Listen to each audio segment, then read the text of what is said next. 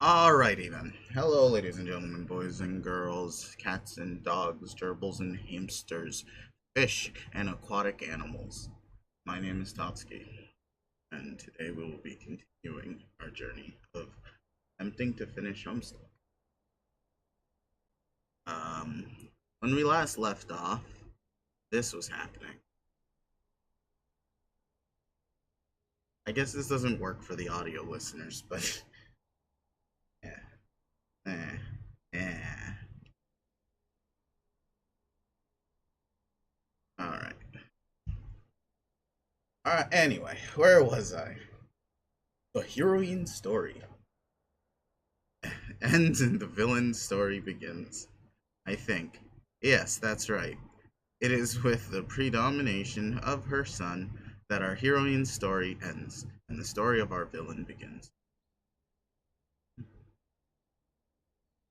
But as we all know, beginnings are not always so easy to pinpoint in Paradox Space. One could say his story began the day he claimed immortality, or the moment his being was inexplicably confined to a juju, allowing him access to any realm in which his vessel would capriciously materialize. Ah. But for the sake of linearity, you know what? Capriciously? This is bothering me.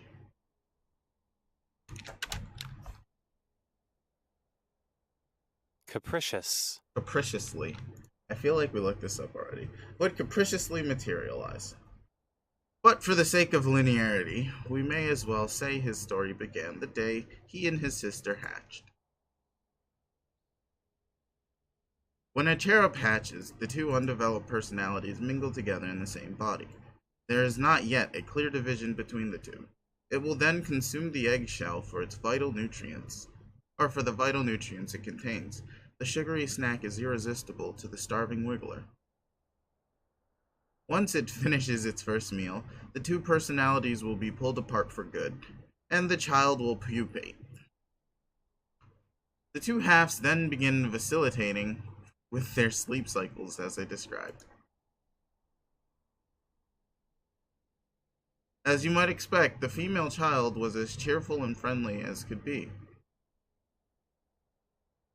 Aww, Yamsey raised the baby. She took after her mother in every way, at least the way her mother used to be, long before she was hardened by centuries of isolation and obsessive pursuit of justice. And to just as little surprise, the male child was an insufferable brat. It is just as well that cherub parents abandon their offspring. Raising such a child by the familial standards of any race would be a monumental challenge. Nevertheless, it would seem there were those who tried.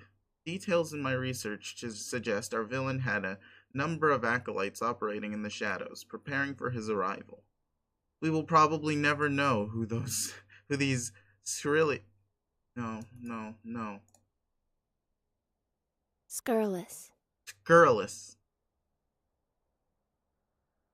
conspirators were. But it is evident that at some point the cherub was locked in a room, either out of exasperation or for its own good, until it was old enough to enter the session. The children were left with everything a young cherub could ever want: meat, candy, computers, a lifetime supply of special stardust, and of course their precious jujus. The acolytes had clearly gone to great lengths to harvest such items from all over the cosmos, so they could lavish their young masters with gifts. They may have been prisoners, yes, but if you ask me, these children were very spoiled. While the female was preparing for a collaborative approach to the game, the male was plotting furiously against her. He never had any intention of working with her. As far as he was concerned, the game was his and his alone to conquer. One day he put his plan into motion. He had his sister's dream self assassinated on Prospect. The next time she went to sleep, she would never wake up again. When her brother woke up, He became the sole occupant of the body. He then freed himself from his chains and launched the session by himself.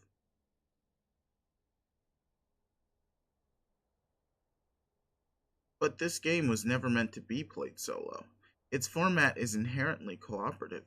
The diversity of players, the combination of their efforts and aspects, this is what awakens the true creative potential of the game.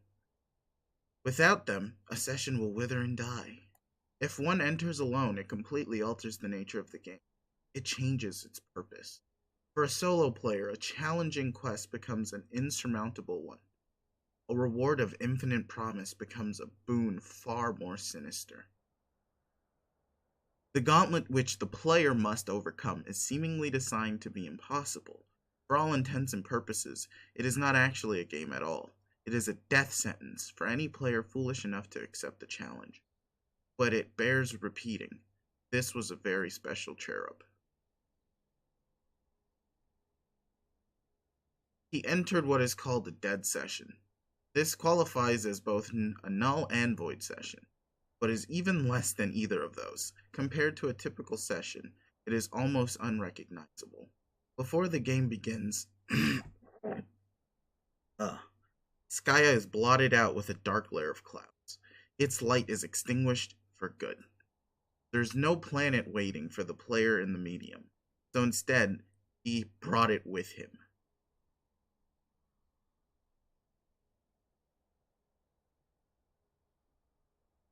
But when he arrived, there was no heroic journey for him to embark on.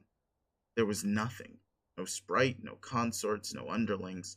The land had no name. Those things all needed to be unlocked. To unlock his true quest, he was forced to undergo a series of excruciatingly tedious trials. Only then would the way to the planet's core be revealed. There he would consult with the most monstrous denizen of all. Excuse me. And while such trials might discourage most players from even trying, our villain's response was quite the contrary. He was only emboldened by the mind-numbing chores. He took to them with gusto, as if performing them out of spite. With perseverance, he found the final door and unlocked it. Waiting for him on the other side was a terrible creature known as Yaldabaoth. Unpronounceable as fuck. Alright. Oh, my alarm just went off. Hold up. We're gonna how the fucking is, what is this? Alright. Yaldabaoth? What the fuck is this? Whatever. Yaldabaoth. I guess. Oh, hey, my Amazon order shipped. That's... Huh. Alright, that might actually arrive today. That's surprising. Yeah, Yaldabaoth. His denizen would allow him a brief audience. One just long enough for him to make the choice. And flash.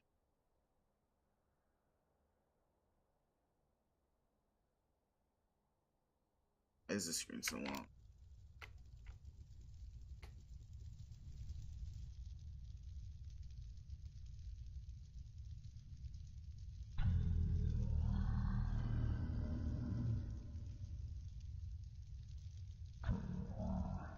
I'm not gonna lie. That's really fucking cool. That's cool as shit.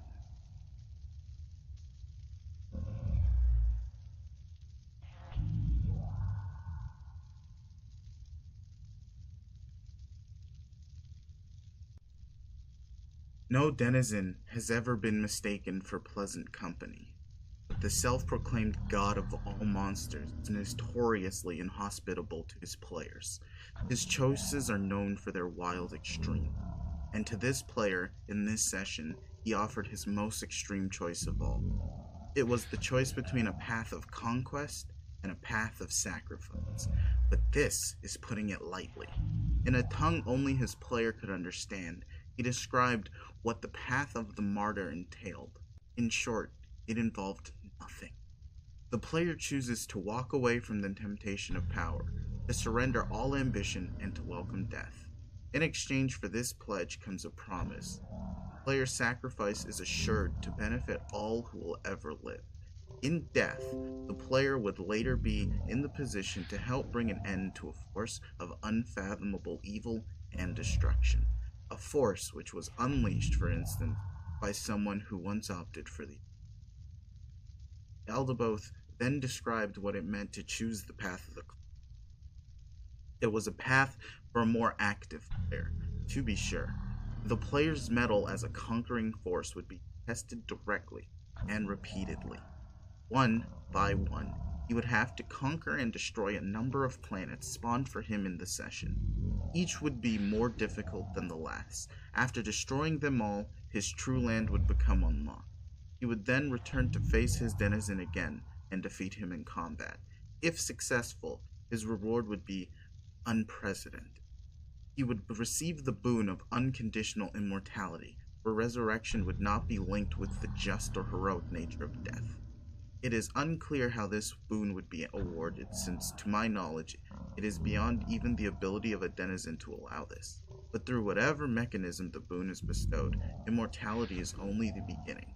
The player is somehow also imbued with a limitless supply of power, enough to destroy anything he wanted for as long as he wanted.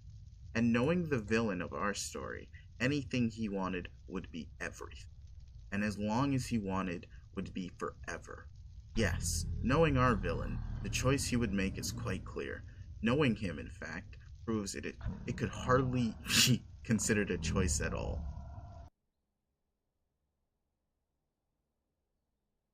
It was at this point the real game would begin. Skya would undergo a dramatic transformation, becoming even darker and heavier. Soon, it would become a very massive solid sphere. It would begin to generate heat within due to rising density. The surface would begin to. The resulting explosion is known as the first break. From the primordial blast would emerge 15 for the player to conquer. They would scatter and ricochet at high velocity before settling into orbit in the break is a very violent phenomenon. Not all planets will necessarily clear the blast before the Skyan debris settles in its final state. The vast majority of resulting matter then collapses into a black hole. Its gravitational pull is tremendous. Any object within range will be sucked in and destroyed. Those planets which settle into orbit will be safe, for the time being. But in the case of our villain session, 3 of the planets did not make it and fell back into. This was a very lucky break for him.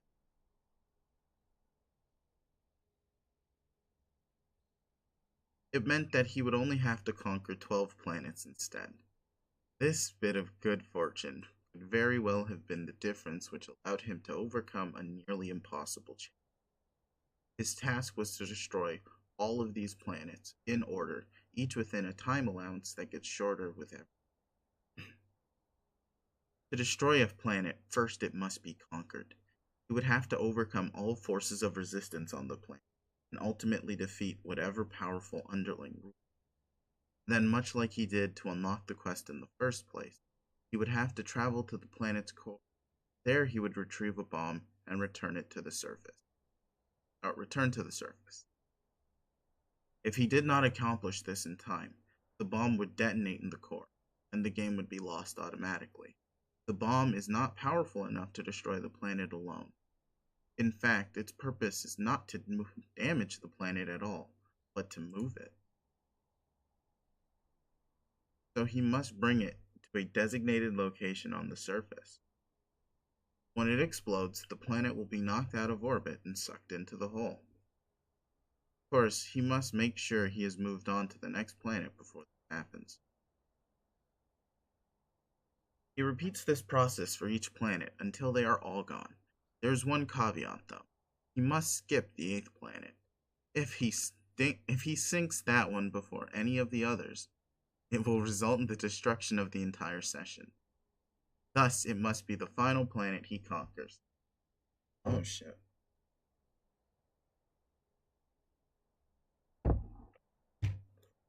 This explains a bit. Upon destroying the eighth planet, his true land will reveal itself. The dead planet will come to life, and there he must prepare for the battle with his denizen. He may sharpen his combat skills, craft new weaponry, anything he can do to improve his chances against a very powerful endgame foe. Fortunately for him, he would not have to face the monster alone. By then, he will have accumulated a party of loyal minions.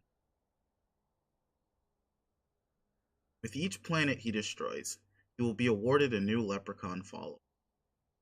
Even if a planet was destroyed in the break, he will still be awarded the planet's leprechaun upon destroying the planet preceding.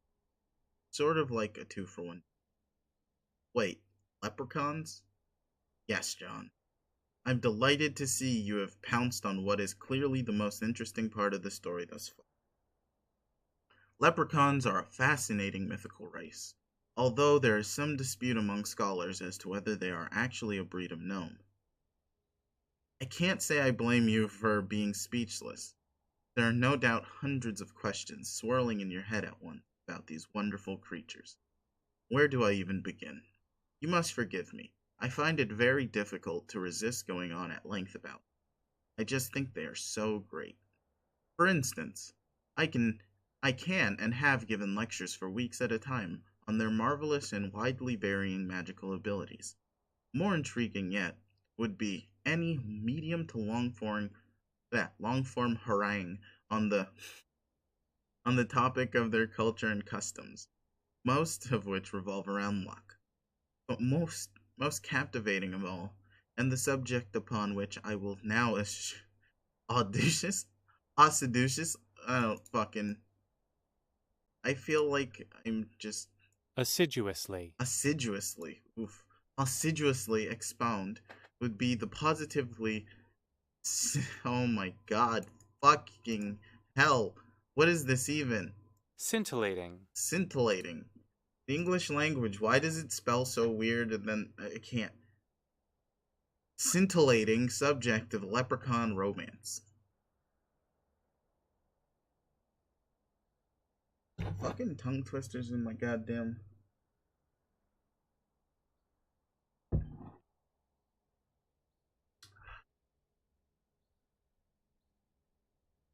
Dope outfit. The problem is that when the subject of leprechaun romance is broached, our overly obsessive troll intellects instantly assume that the most ingrating posture of admiration imaginable are ingratiating. Yeah. Assume the most ingratiating posture of admiration imaginable, which makes it hard to give it proper academic focus, because of how great it is. But we will do our best to understand regardless. Trolls only have 4 forms of romance, and though we consider it a complicated subject spanning a wide range of emotions, social conventions, and implications for reproduction, it is ultimately a superficial slice of what leprechauns consider the full body of romantic experiences. Of romantic experience. No plural. Our concept of romance, in spite of its capacity to fill our art and literature and to rule our individual destinies like little else, is still just that, a single quaternary concept. A concept usually denoted by 4 symbols. Heart, spade, diamond, clubs. Leprechaun romance is more complicated than that. Leprechaun romance needs 9 symbols. The 9 quadrants of leprechaun romance are considerably more nuanced than our quaint notions of romance, and certainly more alien. In fact, so conditioned is my own understanding of romance that I can't help but refer to them as quadrants, when in fact they are not quadrants at all. They are referred to as charms. One of the charms is characterized by romantic love, as understood by both trolls and humans. But after that, all all bets are off. There is no division between black or red, concupiscent or conciliatory. Instead, their charms comprise a spectral continuum of subtly varying types of relationships, most of which are established in mutual chicanery, such as the exchange of pranks, coy riddles, slapstick shenanigans, and games of chance. Furthermore, a pair of leprechauns is not limited to a single charm. A relationship may be defined by multiple charms at once. In fact, some of the most interesting relationships arise from exotic charm combinations. A stable relationship consisting of three or more charms is called a trove. These advanced relationships are often viewed as the ideal and end result for a romance, much the way certain pairing rituals are for humans. No charm is specifically tied to procreation, though any type of relationship could begin waxing con oh yeah waxing oh fuck it. We're just gonna look the word up because Concupiscent. concupiscent. There you go, concupiscent. Fucking waxing concupiscent if Lady Luck should so decide. Certain charm combinations are known to be more conducive to fertility than others. If the leprechaun pair has been so blessed, they will begin an elaborate coupling procedure culminating in a lively mating jig. The jigs are specific to the charms, of course, similar to how different kinds of music lend themselves to various styles of dance. While their romance is endlessly captivating, leprechaun reproduction may be the most interesting subject of all, particularly from a perspective of detailed anatomical study, which I will get to shortly. But first, it bears pointing out that while for humans reproductive relationships are exclusively heterosexual, and for trolls they are bisexual, for leprechauns they are. Wow, what a story. But I wasn't fin. Wasn't that story great, everyone? Wow. Hmm. You really liked it that much, Vriska? Hell yeah, oh my god, that leprechaun stuff, so good. Right, guys? Wow, well, I would be happy to continue then. If you mind, Fang, have I told you how great it's been to get to know each other and team up on adventures and stuff? I really feel you've helped me get in touch with my ancestral roots, mainly as a kick ass storyteller. It was like this whole part of my personality I was never aware of. Like the part that's compelled to just outright explain tons of really interesting things to people while sparing no detail whatsoever. It's made me feel a lot closer to understanding my aspect, as well as closer to you. So I just wanted to say, thanks. Aw, you're welcome. I feel the exact same way about my time with you.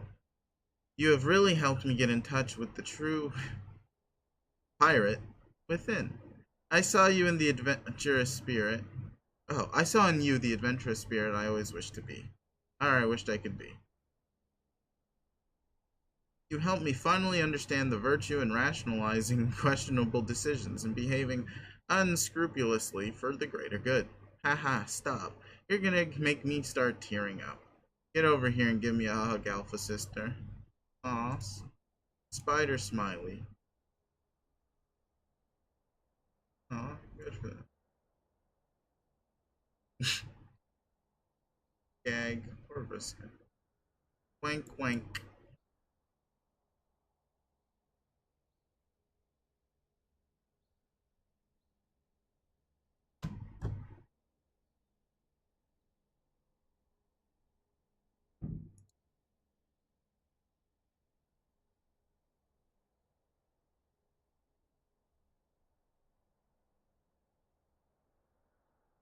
Wait, what? Oh, yeah. Who? Alright. One moment.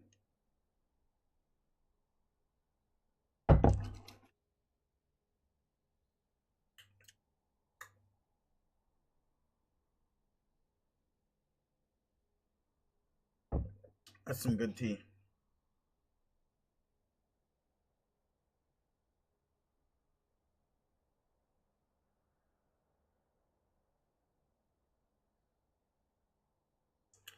Who? You know, Vriska's ancestor.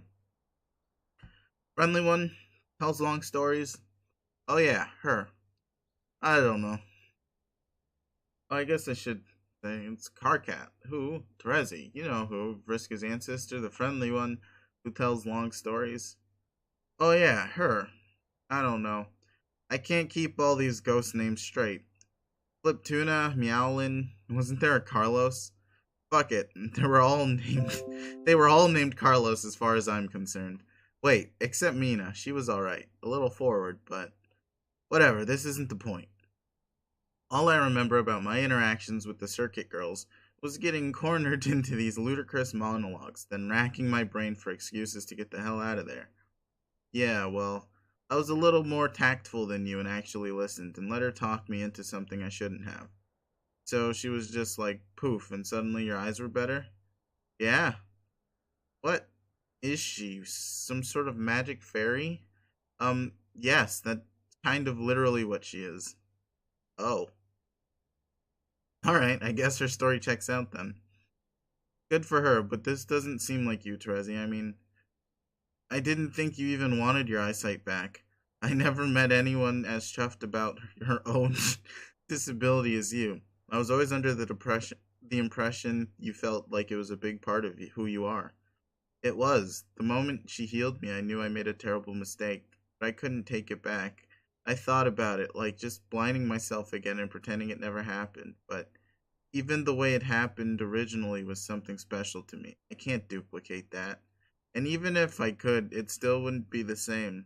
I can't seem to forgive myself for being so stupid. For some reason, I thought it was a good idea to take the only cool and unique thing about myself and fix it. What was I thinking? Whoa, whoa, the only cool thing about you. Trezzy, I want to be understanding, but I can't get behind some of the shit you're saying about yourself here. What made you start unraveling like this? I think it was when we started meeting our ancestors, and I thought they were all cooler and older and more interesting than us, even though they probably weren't. They had a lot of problems and insecurities too, but I guess that kind of. Oh, I guess the kind that older kids have. Excuse me. And when you're younger, you don't really recognize them as problems. You look at those things as just part of what it's like being someone who's more interesting and more grown up than you. Maybe since I'm not as young anymore, I guess I can see that now. But I was stupidly awestruck by some people who were not so impressive in retrospect, and I made a dumb mistake. Wait, we met all those people, like, kind of a long time ago. How long have you been hiding this from everyone? I don't know, a year or something? I wasn't hiding it, I just didn't tell anybody. Yeah, that's what hiding it means. But you usually can't see my eyes anyway because of the glasses. I know, but not telling anybody that is still being pointlessly secretive. You could have said, hey, Carcat, I fucked up and now I can see again. Maybe we can talk about this so I don't go into a tragic downward spiral and make you worried about me for no reason. I'm sorry, I should have, but I was so ashamed. And what about this clandestine black rom nonsense you've got going on with Gamzee? What? Have you been have you been dating him for just as long? Was he involved in that decision? Like, did he help talk you into healing your eyes or something? How do you know we were dating? Did he tell you? Oh my god, Terezi, you are a fucking catastrophe.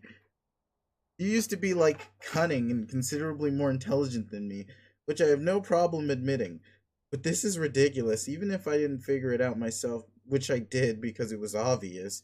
You're up here on the roof lying unconscious in a pile of honk horns and Fago bottles.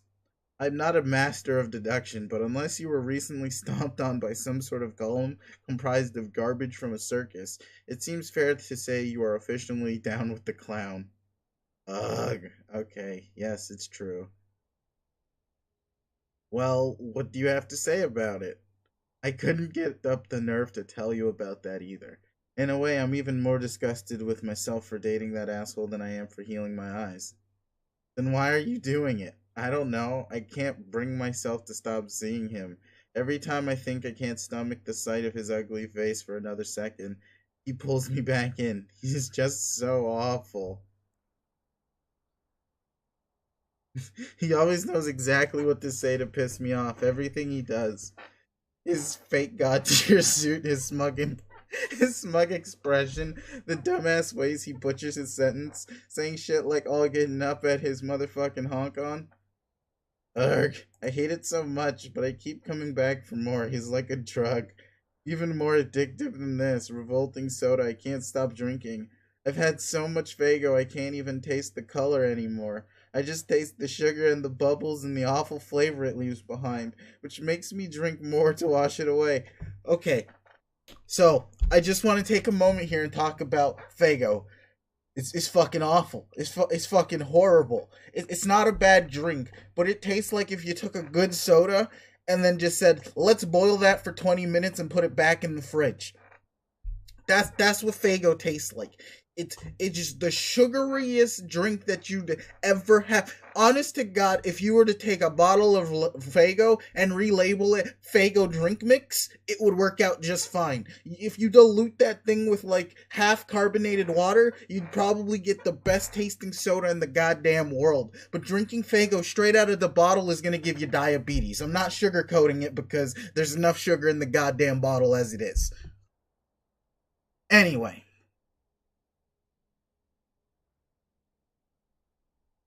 until I feel so nasty I have to take a long a long soda nap, but I wake up loathing myself even more. So I just reach for another bottle. It is truly the wicked elixir. Sob. Terezi, I want him to be out of my life. He is the worst thing that ever happened to me, but I guess you can't help who you hate. This is killing me hearing this. I seriously want to weep actual puke out of my eyeballs from this story. How did this happen? I've gotta say, I didn't see it coming. If you told me sweeps ago, you and he, I wouldn't believe it. Like, if the writing was on the wall there, I sure as fuck didn't read it. Yeah, it snuck up on me. It didn't help that he terrorized us when we were hiding from Jack, right under my nose, too. Somehow I didn't put the pieces together at the time and let him get away with murder. And gradually I started having these uncontrollable thoughts about him. Dark thoughts. And when I would catch a whiff of him in the corridors, like he was taunting me, just that just fanned the flames. Then we started talking shit about each other more and more, and he was so much nastier than he ever used to be. Way more than any of our friends ever were. One time he started mocking my blindness, which never bothered me when anyone else did it, but somehow the stuff he said, I let it get under my skin, and combined with meeting a lot of new people, I felt like I couldn't live up to. A lot of new people I felt like I couldn't live up to. That's when I started reconsidering RNA's offer. I knew it. I knew he must have had something to do with that decision. That slimy bastard. Oh my god. This is mostly my fault. I wasn't vigilant enough with him, and I let our moral agents break down. If I kept a closer eye on him, maybe he wouldn't have lured you into his spinning tent of shit. No, you shouldn't feel like. Or maybe it's Kanye's fault. She's always been a really good auspicious. Maybe she could have prevented this if she wasn't so preoccupied with herself. No, wait, it's actually my fault again. If I had been on the ball and auspiciousized between her and Rose, she would have had time to auspiciousize between you and Gamzee. Damn it, I always say I know so much about romance, yet I routinely underestimate its complexity. So I only figure out what to do after it's way too late. God, I'm so stupid, stupid, stupid, stupid. Larg, shut up. It's no one's fault but mine. I'm the one who has to deal with it. Yeah, okay. For what it's worth, he'll probably just break it off and leave you once we get to the new session. All his loyalties and priorities are totally warped now. I'm not sure what he really cares about anymore, but it sure isn't any of us. You think he'll leave me alone? Yeah, I do. Sob.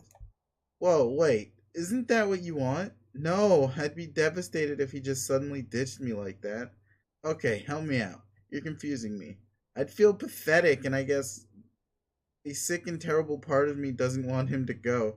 But if he does, I want it to be because I tell him it's over. Wow, alright. I guess that makes sense. Sorry. I'm just trying to be supportive here, but I'm not always sure what the right thing to say is. I'm doing my fucking best. This is complicated for me too. You're both my friends. I know. I appreciated your intentions, Carcat. Maybe it'd be better if you weren't sitting up there in that backwards chair while you talk to me. What? Why? Yeah, dude, you should probably ditch the chair. What the fuck is wrong with my chair?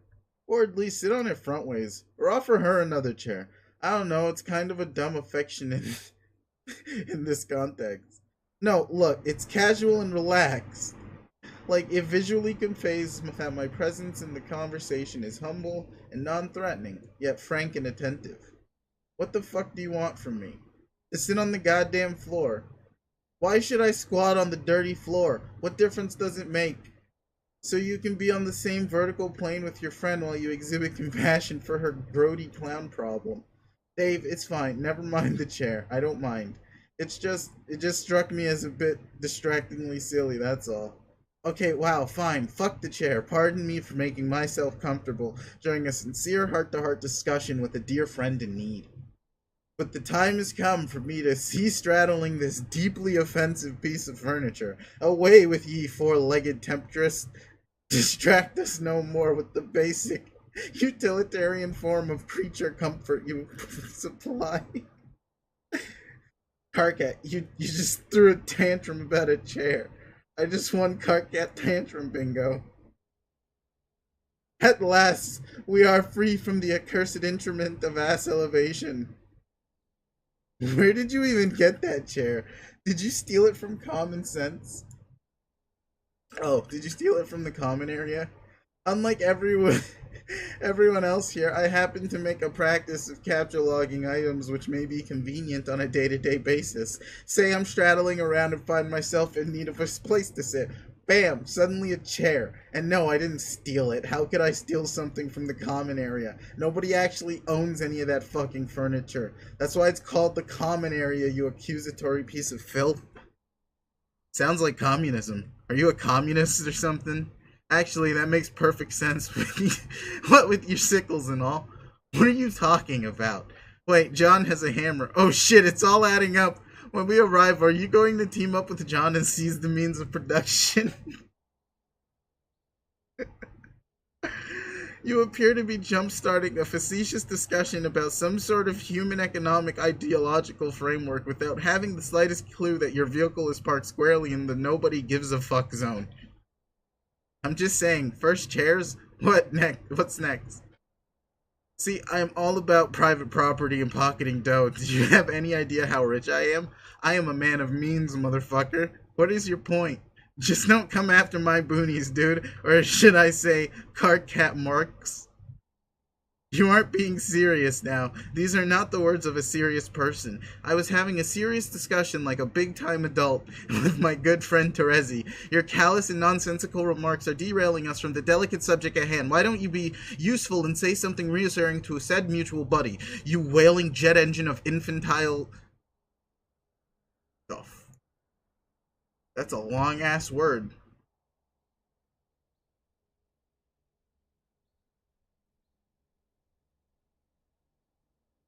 Stultiloquence.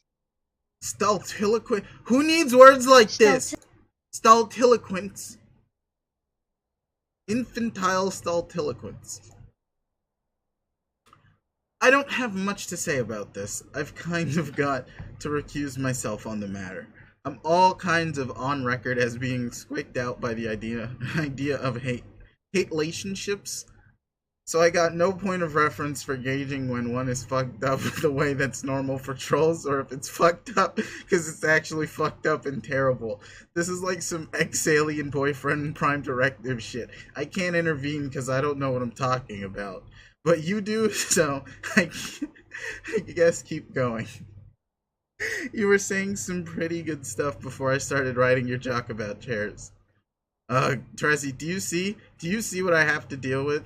Actually, I guess you can. You can now literally see what I have to deal with, and experience all due empathy for the fact that I have a douche as a best friend. Yes, I can see. The view from here is douche-tacular. Thank you.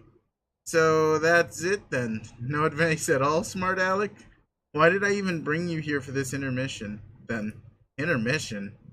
Intervention, I mean. Sorry, I misspoke. It's not an intervention either. My ghostly head's all beaming out of this crab for moral support. Oh, moral support. I, my apologies. I'm in my homie's corner even if he's a massive socialist. Terezi, I think, can probably figure this out. She grew up alone and blind in a forest. I think she'll manage to bounce out of her juggalo phase. But yeah, Terezi, you should at least quit the fucking soda. Yeah, okay. Okay, yes, I'll stop. What, just like that? Sure, it's really gross. I think we're missing the point here. This isn't just an unhealthy obsession with the foul soft drink. It's all about how you feel. It's it's how you feel about yourself. You are barely functional right now. You can't even pick yourself up off the floor and put on a pair of pants. Remember pants, Terezi? You used to love pants. Yeah, pants are pretty great. You used to you used to be a lot of things, and all of those were good things. But now we're about to arrive. Right when we need you the most, you do a sensational belly flop into a circus vat of your own tangy slobber. Oh, please, what could you possibly need me for? You're an important member of this party. We'll need you to help stand up to Jack and whatever else is waiting for us there. I don't think I'll be very useful. Well, not like this, you won't. You've got to get your act together. No, I mean, even then, I won't be. I don't have much to offer even on my best day. What about your mind powers, though?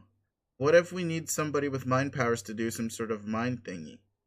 What mind power? You know, the one where you flip a coin and something crazy happens? Okay, I don't actually know how it works, but what about that? I never developed those powers very well. It's been a long time since I even thought about that. I don't think they're very valuable, honestly. In fact, all they ever seemed to do was trick me into feeling like I knew what I was doing. They actually made me believe I was in control of other people's fates, not even to speak of my own. It was a it was really, oh my god, I can't read the numbers and the letters and the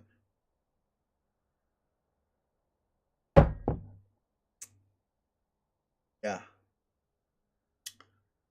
It was a really dangerous kind of delusion. Hmm. And now it feels like the only heroic thing ever did with those powers was use them to justify killing my friend. Huh? Oh, right. And what's worse is, to this day, I'm still not even totally sure if it was necessary. I think I want to read that as 1v3, but it's I've lost the ability to tell if I'm being punished for what I did or if I am punishing myself. Well, yeah, of course it was necessary. Even if it wasn't the morally right choice or whatever, it was obviously something that had to happen. That's the cruel thing about paradox space. It's systemically validates all your mistakes as necessary outcomes. Even not even necessary for your own good or personal growth. It's always bigger than you. Like your errors in judgment are inseparable from the way reality has to unfold. So it never lets you forget about them, because they were all critical to the big picture. And all your past flaws are like scars. Scars in space time that will never heal. And always serve to remind you that the perfect version of yourself you wish you were never exists. Because the survival of everyone you care about depends on him not existing. I know all that. It doesn't stop me from wondering. It's simple. If you hadn't killed her, you would have withered away in a doomed timeline. Yeah, and sometimes I wish I had. At this point, I think I would rather be the better person who made the right decision, even if it also meant being the one to fade away forever. Well, I wouldn't want that. Does that fucking matter to you? Does that factor anywhere in your dreary existential equation? You probably think I'm crazy, just as crazy as you think I am for dating Gamzee. but I really miss her. No, I don't think you're crazy for that. And yet, if I ever saw her again, there's no way I could talk to her. So part of me hopes I never. Ow. Dave, you dick. What? Don't blame me. I can't control the crab. Hold up! Hold up! Why are those toes joined? There's no separation of the toe.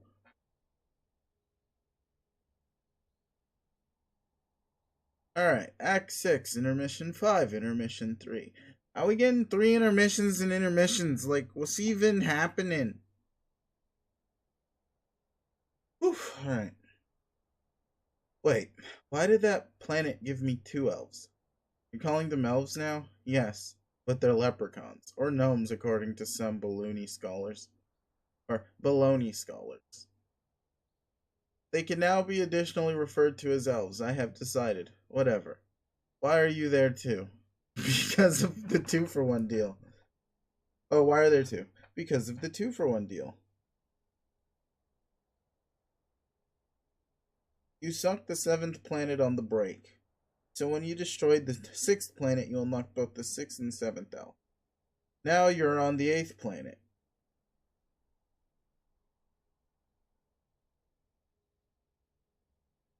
Ah. This one doesn't give you an elf. Oh. Oh. Oh. Okay. Okay. I see now. Alright. It doesn't? No. What about a gnome? No. What about a leprechaun? No. You get nothing. Why not? Because you're supposed to skip this one and destroy it last. You're wasting time hanging around here. The clock is ticking. Alright, but first I want to get their power straight. Am I correct in assuming their powers keep getting more useless? Yes. Just as I suspected. I don't even care anymore. I just want to know. So Orange Hat, we've established, just walks ahead of me all the time.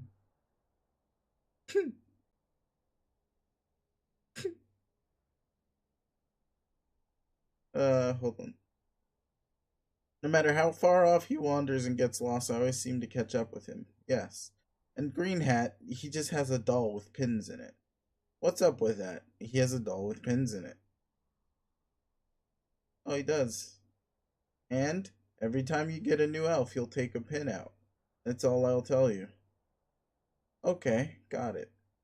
It's pointless. Moving on. Maroon Hat. I can't tell what his power is. What is his power? He doesn't have a power. Are you fucking kidding me? No. That's a new low, even for these shitheads. But Maroon Hat is pretty smart. You can use him as a higher rank henchman or something. Being smart isn't a power. Plus, I doubt it. How smart can one of these imbeciles be? You should talk to him and find out. No, come on, just a friendly chat. Fine, I will have a word with him, very briefly. Okay. Hey, are you still talking to him? Wow, you guys are really going at it there. What the fuck could you be talking about for so long? This is getting ridiculous. The timer on the next cue ball bomb is ticking away. Okay, I'm back, and Maroon Hat is highly intelligent and personable. I've decided he is my favorite guy so far. See, I told you. I will give him some important responsibilities later, but I have not decided what. Maybe he can hold on to something important for you. Good idea. Like what? Oh, I know, my cow top. No, not the cow top, that's dumb. My gun? No. Oh, my candy. No, you idiot. Fuck you. If you have an idea, then just tell me what it is, Puzzle Man. Look at the color of his hat. What else do you have that's color? Or, that's that color. Also, what object can you think of that's kind of shaped like a 7? Oh. Oh, of course. A boomerang. Okay, I give up. I'll make a mental note to secure a boomerang in the future. Yep, that makes sense. To be a boomerang. Thematically, because it always comes back around in one big circle.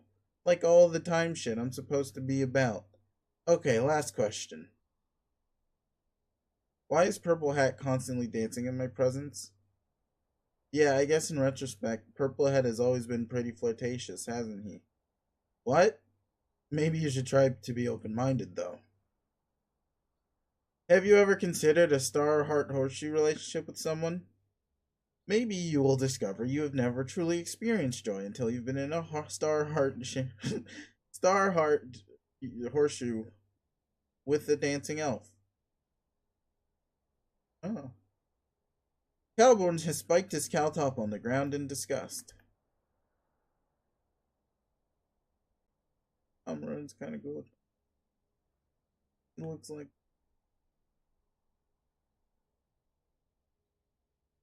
Oh boy. That hurts to look at.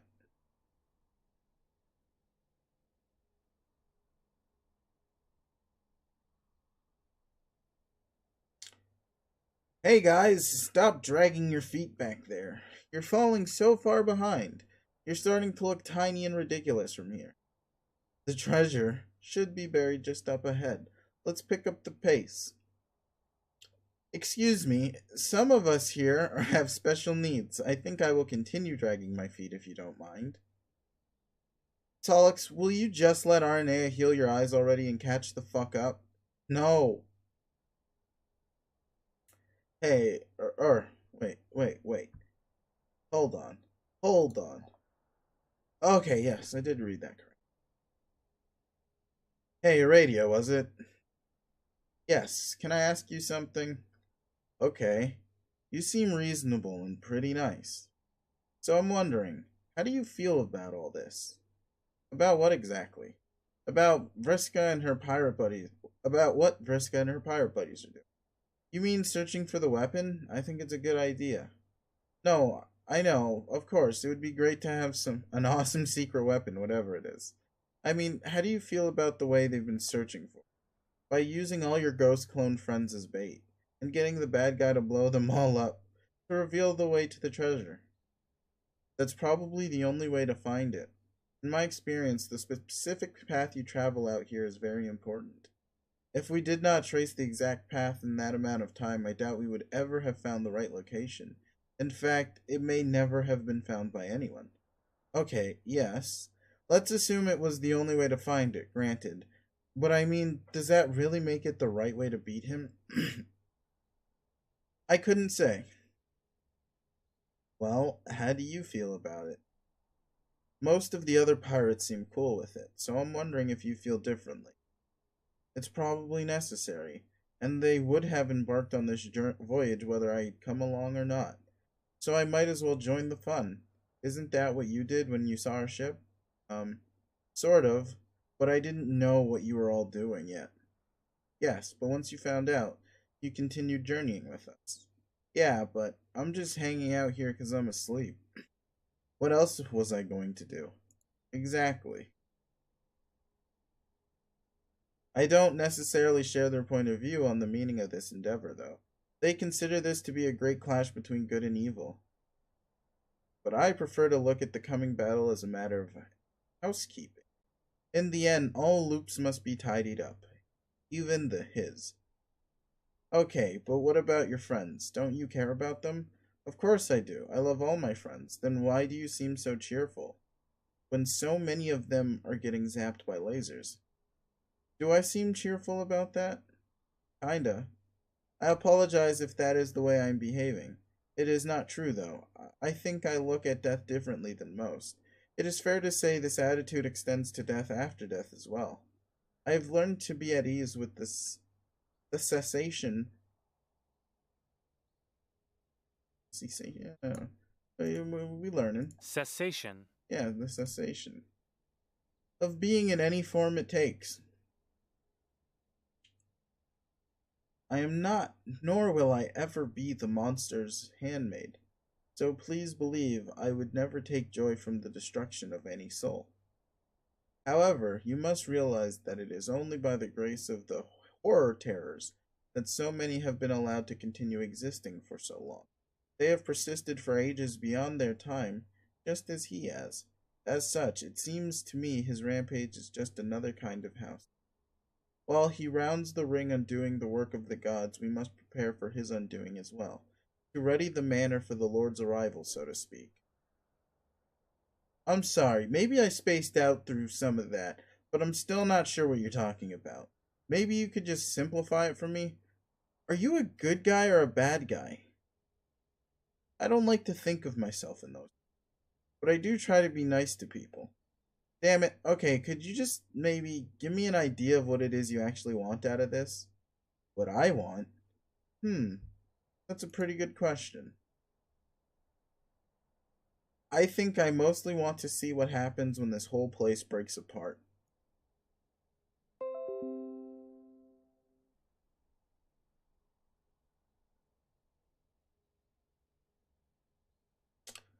That's a reaction image if I ever seen one.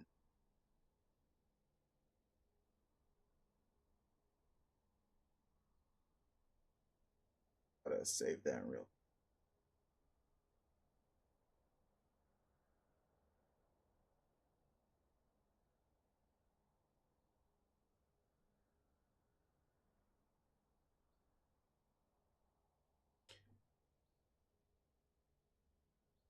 Alrighty then. Saved.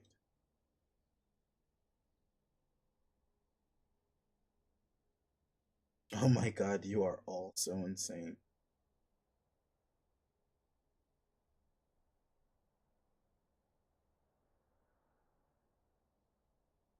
Are you coming or what? Yes. Please come. I was about to begin one final story before we reach the treasure. Oh, holy shit, another story? I'm there. Sorry, Aradia, I'd love to keep chatting, but you heard the lady. It's story time again. Wow, Aradia, you actually send the guy running to hear your circuit story.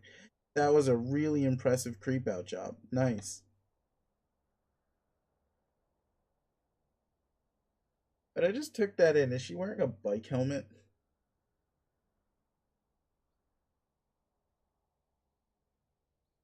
Thank you for joining us, John. Commodore Nepeta and Rear Admiral Fafari have both been clamoring for one last tale. And I'm not one to disappoint. Clamoring, as in clams text it.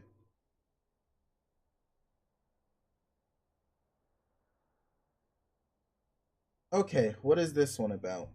Ogre sex? Or salamander shipping? Or something? Nope, I'd be happy to tell you all about those topics another time. This is a story about two legendary rings. Uh-oh. Uh-oh. Uh-oh.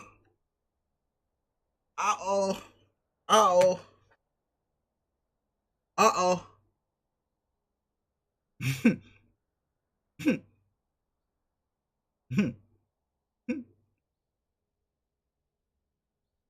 No, not those rings. The rings I am talking about are less powerful and considerably more obscure. But for what they lack in power, they make up for in mystery.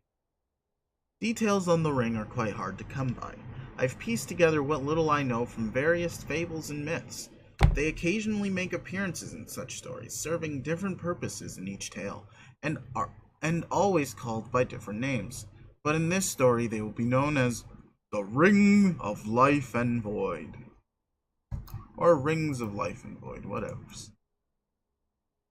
Low difference, big whoops. The rings are said to look nearly identical, but their powers are quite different, as are their origins. The Ring of Void supposedly once belonged to the Black Queen of a Void Session, but one day it was stolen from her by a thief, and then stolen again from the thief by a rogue. Legend would suggest it changed hands like this for a long time for a long time thereafter, till finally vanishing into the void itself. While it is fitting, as the ring grants its wearer the ability to do exactly the same.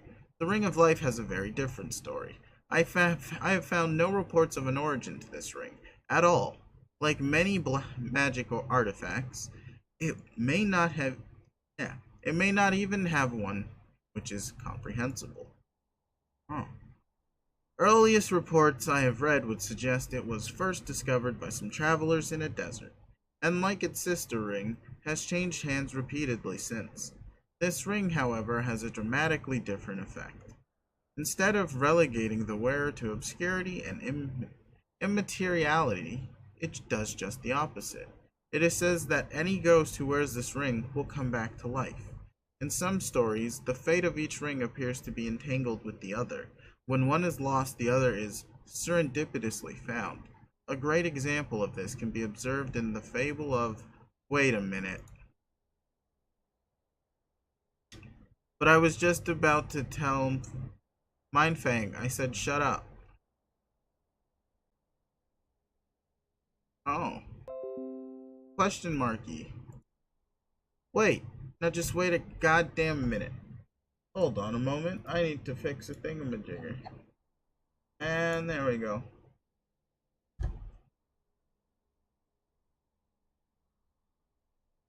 Hold on. Are you seriously telling me that ring? No, just no. Back it up. For just a silk spinning minute. What's the matter?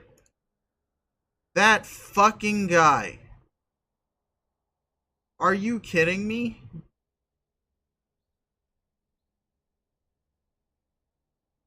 Are you kidding me? Arrgh.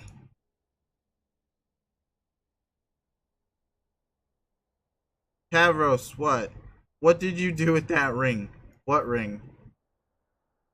Don't play dumb with me. The ring you had, you know, the same one the orange guy tried to give me? Hold the fuck. Oh shit, that... Hey! I still don't know about this orange guy you mentioned sometimes. You talk about orange guy, but in reality he sounds probably fake. Like how you thought Rufio used to be until facts proved he wasn't. You actually think I'm making this up. Why would I make up a story about an orange guy? What kind of juvenile fuck up do you take me for? The orange guy was real. He was surrounded by a bunch of stupid fucking horses. He tried to give me a ring, so I knocked him out cold. And then later you found it. No, I didn't. Yes, you did. Don't lie to me. You had the ring and you and John were fighting over it behind your backs like a couple of idiots. For a while. What, you think I didn't notice? Yes, no, I didn't think you did. Well, I did, and I don't care because I didn't think the ring did jack shit. But now that I know it does jack a whole fucking lot, I would like you to stop behaving like a disingenuous, argumentative asshole and tell me where it is. I don't know where it is. It's gone. What do you mean it's gone? I had it. Then John had it, and I wanted it back, but he wanted it also, so we argued over with our hands over it until he vanished. And I tried to find it on the ground because it was precious to me for a while. Why was it precious to you? Are you telling me you knew what it did? No, I didn't. I just had separate reasons from that for wanting it. Well, whatever lame reason you wanted that ring, forget it. It's obviously a much more important magical item than either of us gave it credit for. As soon as we get the treasure out of this cave, you're going to lead us back to wherever you lost it, and we're going to look for it. Is that understood, Poopmaster Nintram? Or Nitram? Or Nitram? Whatever. Nitram. Anyway. No. Yes. Yes, I comprehend the literal meaning of your yelling. But no. What do you mean no? That was an order. I think your mean-spirited angriness is making me remember to wonder why I keep wanting to help you. And like you. And it is making me think I don't really care anymore about finding the ring or finding this treasure. Or help.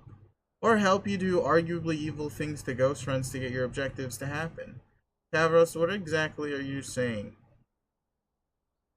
I think the bottom of the line of that is, I don't want to be your poop master anymore, so I'm not going to be. Where do you think you're going? Get back here. You can't just fly away from me like that. But I can. You forgot about my secret weapon. Behold, the self-esteems. Self-esteem's my ass. I said get back here. If you go out there alone, you're going to die, you pathetic piece of shit. I'll take my chances, you jerk. Haha, yes. Fly, Poopa, fly. Oh, wow. How I reference what were once scornful remarks directed at me. Ha ha ha ha. This is so bad. Sick, so sick. We can all hear you whispering from down here. Shit for brains. Hey Tavros, wait up. I think I'm coming with you.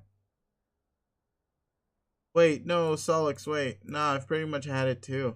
I can't believe I went along with this for as long as I did, so yeah, I'll be fucked 2 ways from Perige's Eve before I let Tavros upstage me in the backbone department.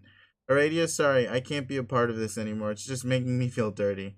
I understand, Solix. Let's catch up again later, hopefully when this is all over. Yeah. Oh, Feferi and Napita will be coming with us, or will be coming with me too.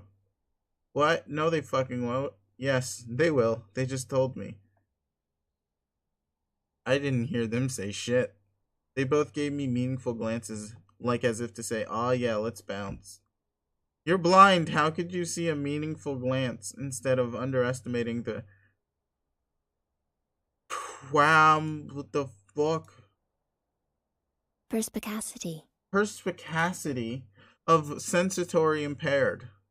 Or instead of underestimating the perspicacity of the sensory impaired, my bad, not sensory impaired, why don't you bite me? No, they can't go. Commodore Napita and Rear Admiral Feferi are both critical members of my crew. This is mutiny. Vriska, I'm on your side here, but I feel I should point out that technically they both outrank you. Excuse me? No, they don't. Come on. I just gave them titles that sounded cool. How can you outrank a captain? By being a commodore. A commodore outranks a captain. Yeah, afraid so. And a rear admiral and a rear admiral outranks a commodore. No, but I thought a rear admiral was like some sort of joke rank. Who can take a rear admiral seriously? It might as well be a poop master. No, sir, it's actually a real thing. God damn, for a pirate, you really know fuck all about nautical junk. Pretty embarrassing, to be honest. Honest. Ugh, oof, I need water.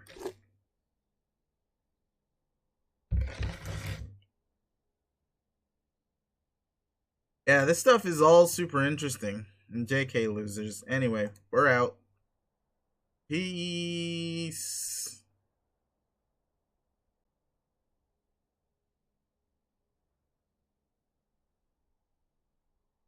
Howdy. Ladies.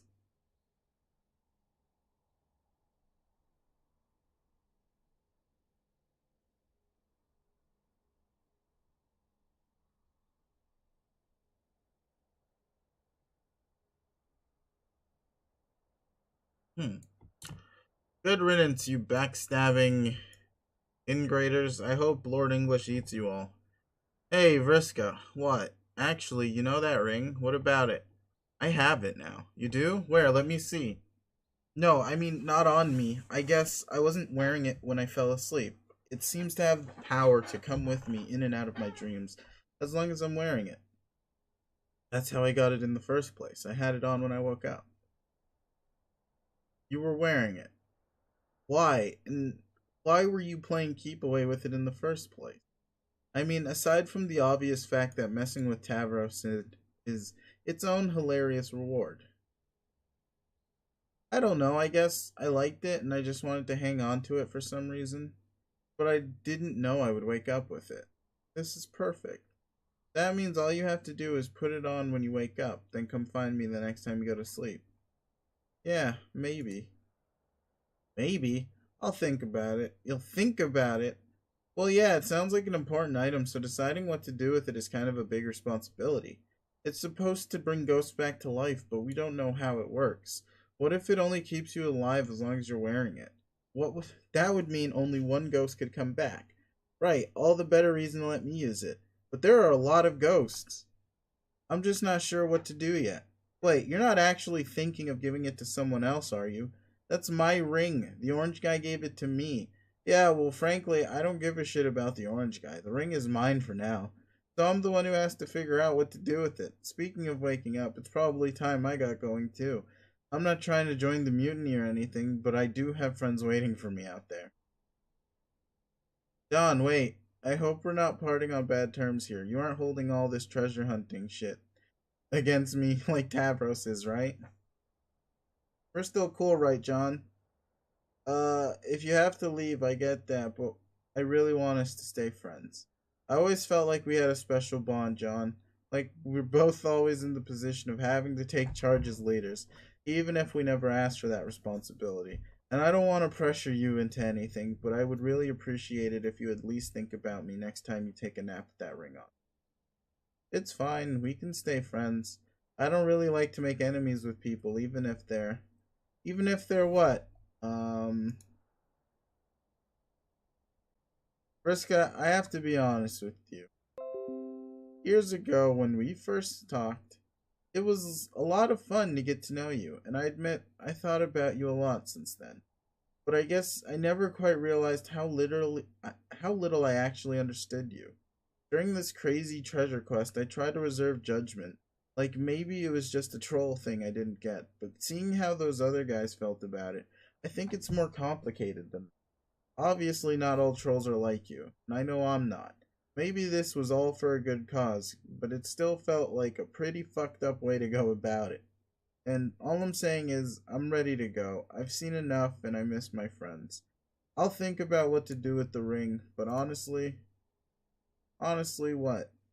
Again, I'm just keeping it real, but if I'm really thinking hard about who I should bring back to life, I don't know if my conscience can justify bringing back someone so dangerous. Fine, don't give me the ring then. Actually, you know what? Even if you change your mind someday, forget it. I don't want it anymore. You don't? No, I've been dead this long. What's a little longer? Keep your ring. I don't want someone's pity, so beat it, Egbert.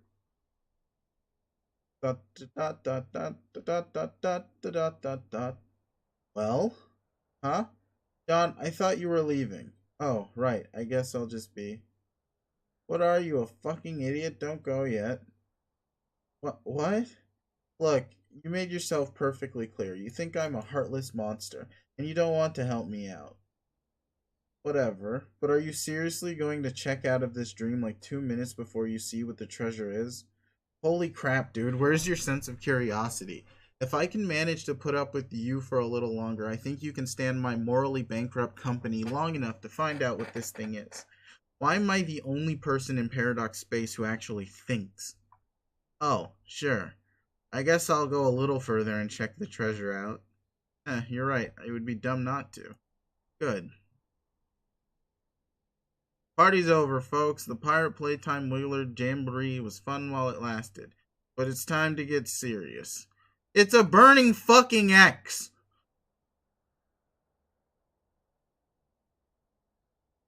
Alright, the treasure's down there. If my guess is right, it should be buried in one of his ancient memories. By now, we've all been Wind windbagged to hell and back by my dear ancestor. So I'll trust nobody's going to mind indulging one of my stories. There was a pretty good yarn about this treasure I read, once during our travels. Found it in some damn memory, who knows whose. It was a good read, impeccable prose. Prose? What the fuck? Prose. Yeah, prose.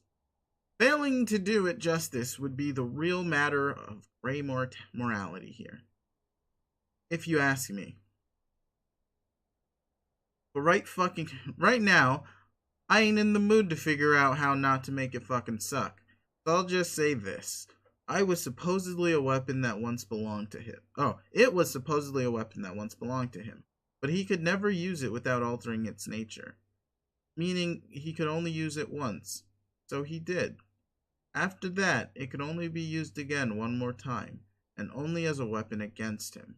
Knowing it was the key, knowing it was one of the keys to his defeat, he had it locked away deep in the void. That's it, part one of my story. Hold your applause. Guess we'll find out if that's true, or if it turns out all my despicable shit was in vain.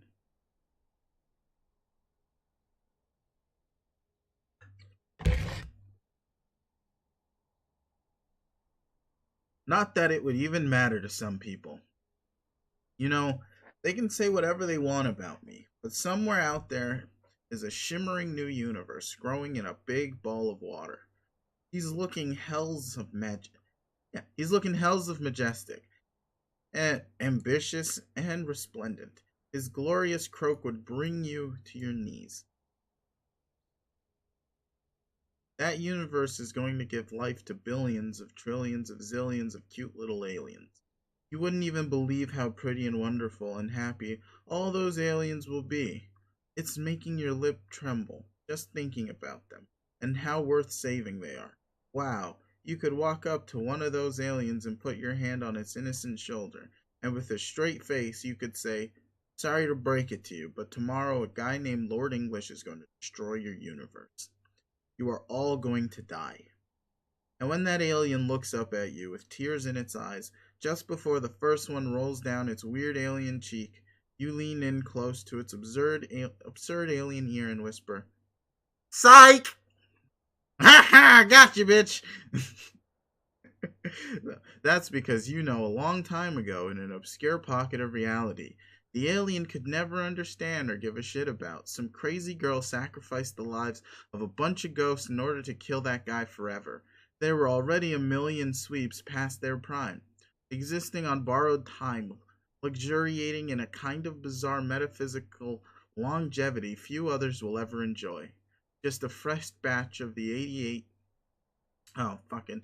Of the bait the squid gods kept on ice for the insatiable fishermen, 'cause they were sick of being hunted themselves. Those ghosts were all that stood in the way of an end to this eternal holocaust.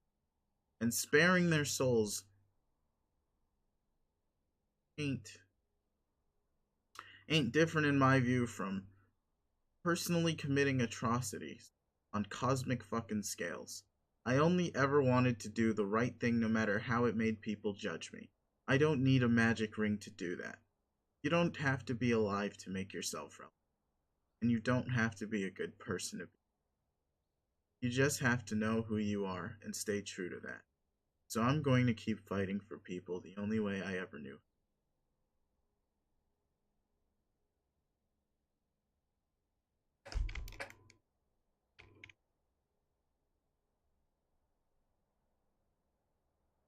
By being me.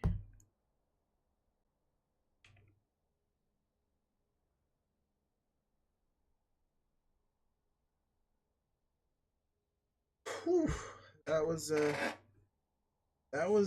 something. Something indeed. So we're back in Kansas City. It's expanded. Good to see. You always want to see a city thrive. You know, there's nothing worse than stagnation. Kanye's chilling. Rose chilling too. Alright, where can we get this? There we go. Rose, are you willfully ignoring my trail of finished crumbs? Hmm? I said them quietly in sequence to convey one of your human pregnant pauses before speaking. Ah ha ha ha. The pause was human expecting in the same sense that I am expecting an explanation for your present conduct. We were to meet the others on the roof by now. Kanye was with this pregnancy shit you're trying to tell me about. Are you trying to tell me something? I'm trying to tell you that we are on the verge of reaching our destination, and here I find you doing.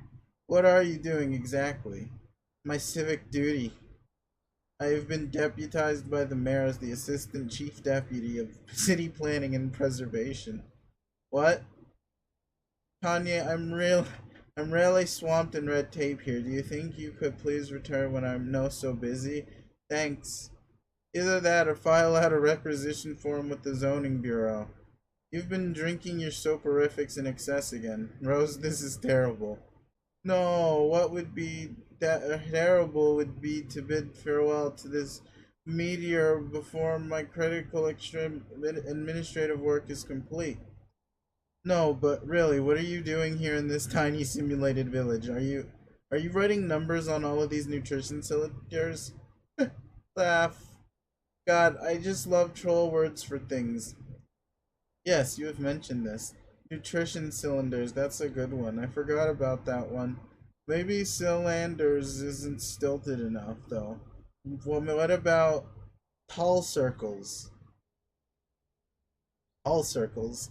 Wink. Tall circles? No, that sucks. Answer my question, please. Why are you numbering the cans? I am documenting their original locations, so that we w- that we way relocate the city faithfully to our new home, wherever that may be. You want to relocate the city now? This is such a foolish waste of your time. Oh, but you could not be further from the truth. The preservation of Cantown has tremendous symbolic importance. That's all we have left of our respective races, Kaye. We are the light of civilization, and our responsibility to carry the torch through the abyss while keeping it lit and and set it up upon the hearth of the new world. I think the torch is not all you have managed to keep lit. Its light, our light, will spread throughout our creation, but only only if we respect the light of civilization itself. If we respect the life of democracy. So many finished crumbs up in here. Civility, liberty, reason, edification, civility, rationality, learning, justice, liberty, honor, education, civility, reason. These are the virtues which embody the magnificence that is Pantown. You said some of those words 2 or 3 times, and most of them weren't words. Ha! I just got it. That's not all you managed to keep lit. That burn was sick. I love it.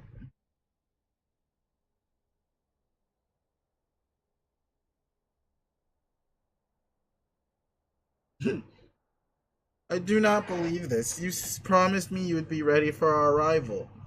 I am ready. My god's robe is on. Everything. This is not ready. When I said ready, I believe your sobriety was more than implied as the operation criterion. Canast, you so wordy. Ugh, I've been as polite as I can be, but honestly, your demeanor is not nearly as charming as you appear to believe when you have consumed a lot of that liquid. You have assured me the chronic and habitual exploitation of this substance was not a problem for your people, but at this point I must conclude that you were just lying. Why? Why did you do this just before our arrival when you told me you wouldn't? Well, I wasn't going to, but I started to think about everything in meeting my mom, and I started getting nervous. But you can't help us like that. We need you. You're the smartest one on this meteor, by quite a lot. Hey now, Kapaya, I'm flatter, but I think you might be selling the mare short. What? This guy, let me tell you, this guy is the best. Okay, that was literally the most inebriated thing you've ever said. No, but Karkea, the mayor, I'm telling you, the fucking mayor. What a friend. You are not actually suggesting the simple creature dressed in rags is your intellectual superior. And what if I am? How would one even draw this conclusion? He does not speak. Oh, he has his way of letting his thoughts be known. He has his ways. He does not have his ways. He likes cans and little pretend cities, and he is rather adorable. And that is pretty much all there is to say about the mayor. Please do not distract from important issues with talk of fake mayors. What issues? My indiscretion with the alcohol or something else? I am sensing we are taptoeing around a mixed bag of delicate subjects. Let's talk about them. This is not a hypothetical exercise in your earth psychiatrics. Psychiatrics. You made a promise to me and you did not keep it. Yes, you are usually very smart and we all need you, but more importantly, I need you. Don't you remember? You said you would help me resurrect my species. I still don't know how I'm going to acquire a new matriarch. How are we supposed to solve that problem when your think pan is addled so? Kamaya, why don't we go easy on the shout pulse? I told you to relax about the matri, Bob. Have some faith in us that we're going to make everything work out. I have a very good feeling it will all be fine. That is not reassuring coming from you like this. I often can't tell, even at your most lucid, if you put too much trust in your searing abilities. But when you say such things when obscured by these toxins, you sound outright delusional. You stumble around this lab in such high spirits, which make it impossible to broach the subject from a standpoint of mutual agreement that your behavior is a problem. But if I'm always happy, then why is it a problem? You see? I'm not following. I'd like to. Wait, am I? Have I been being a bitch to you without realizing? Oh no! No, not exactly. I've already explained. You've severely hobbled your intellect and your efficacy. The objectives you prioritize have become ridiculous. You have you have just now decided to draw a map of a false metropolis. Others have suffered as well. Whatever happened to your concern for Terezi and Gamzee? Were all my lessons in auspiciism for nothing? I tried, Kanya, Kaka, but auspiciism or whatever, it's actually really hard. I know it's hard. It's supposed to be hard. And my name is not Kakaka. Oops, I'm sorry, Akaya, Kayolo. Papaya, shit. Your name is so lovely, why can't I say it? You cannot say it because you are human drunk. You're right. My delinquency has been unexcusable.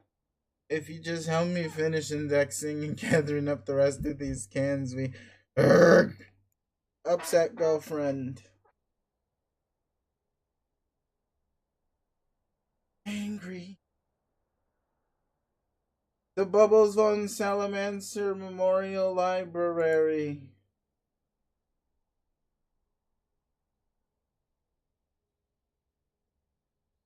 Thinking in Morse code. Are you gonna break up with me? No!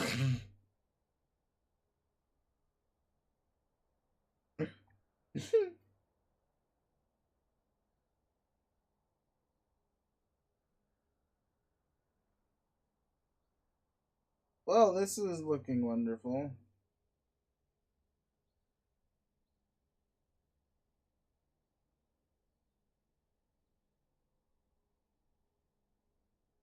Alrighty then.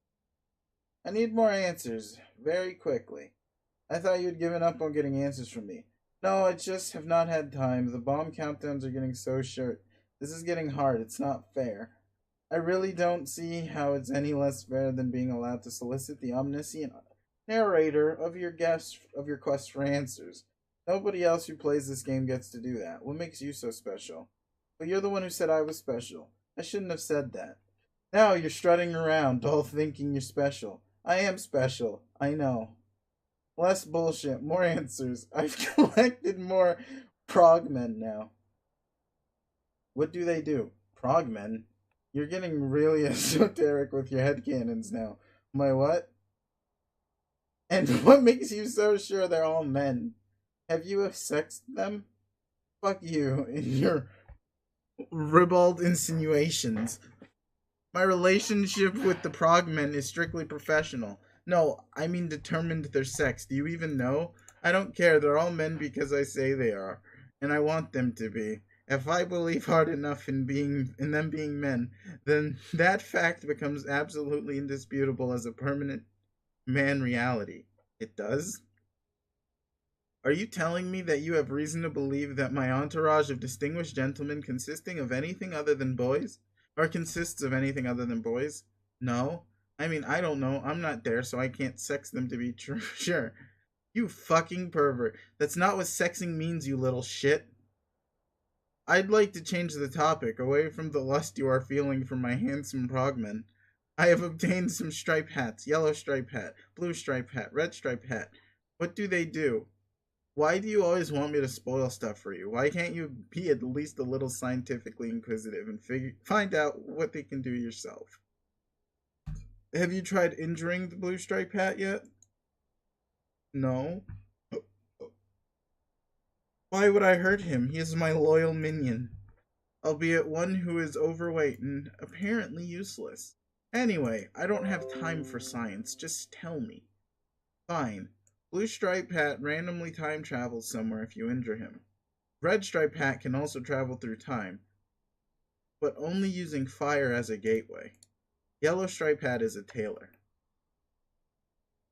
Ah. A tailor. Yes, you mean someone who sews stuff. Yes, a damn good one too. That's not a power, it's more like a fucking hobby, which has no value to me whatsoever. If you want to be a big hot shot time traveler, you're gonna need a good tailor. Everyone knows that. No, makes no sense. What if someday you get some sweet new threads? Who will maintain your wardrobe? Do you think you'll wear that t-shirt and those stupid suspenders all your life? I will never stop wearing my awesome suspenders. No one can make me, not even my tailor. Whatever you say. You're wasting time again. Better hurry up and conquer this planet so you can find eggs. What? I mean purple stripe hat. Forget I called him that. Oh yes, I am really looking forward to these next few guys. I have a feeling the further I go, the more useful and exciting the progmen are starting to be. You won't be disappointed.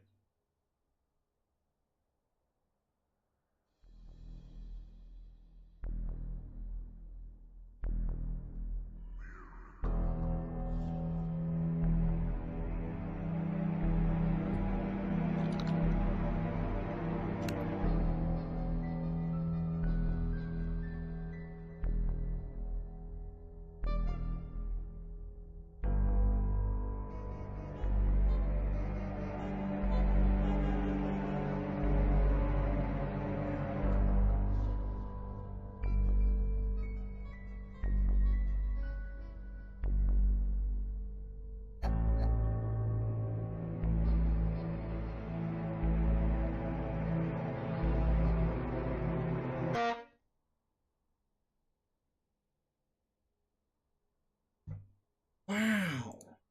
Fascinating.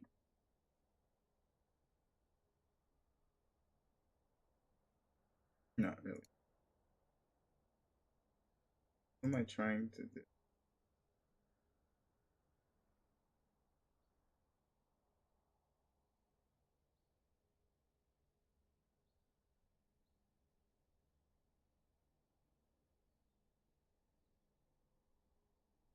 Okay, to the next part. That's are they in hell? Is that what's actually happening here? Because it seems that way.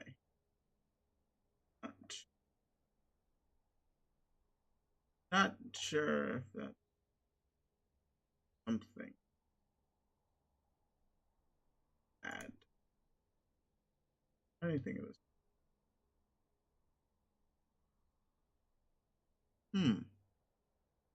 Okay,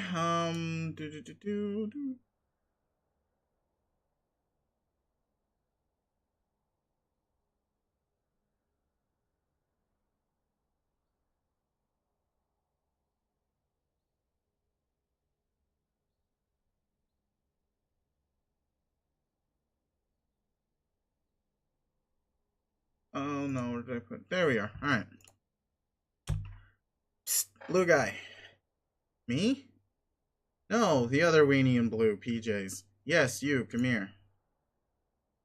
Mina, listen. I have a problem. John, what? Now, we both know someday I'm gonna be the one to swindle you out of that life ring. We do? Yeah, shit is inevitable. And we all know it. Okay. I like priceless treasure, you got priceless treasure. My fucking hero title deal all but guarantees I'll steal it from you someday. But I'll come back to life so I can rip shit up in the real world. and get all the gold and make all y'all my slaves and rule everything forever. I see. Just one problem though. What's that? I don't know if I wanna. Hmm? Alright. Then I guess that settles that. No, but you don't understand. If I ganked your ring and put it on and became not a ghost anymore, anemone more, and had to hit the road and conquer stuff, I would miss my friends, bruh. Aw, then don't. No, Blue Boy, you aren't listening. I can't even handle it. Thinking about ditching my friends. They meant so much to me since I've been dead. Do you feel me, Blue Dweeb? Yes, my friends mean a lot to me too. The Circuit Twins, they're just, look at them. So disgustingly adorbs together, all liking each other and being like each other and junk. I don't think I could take it. I am ready to say fair shells.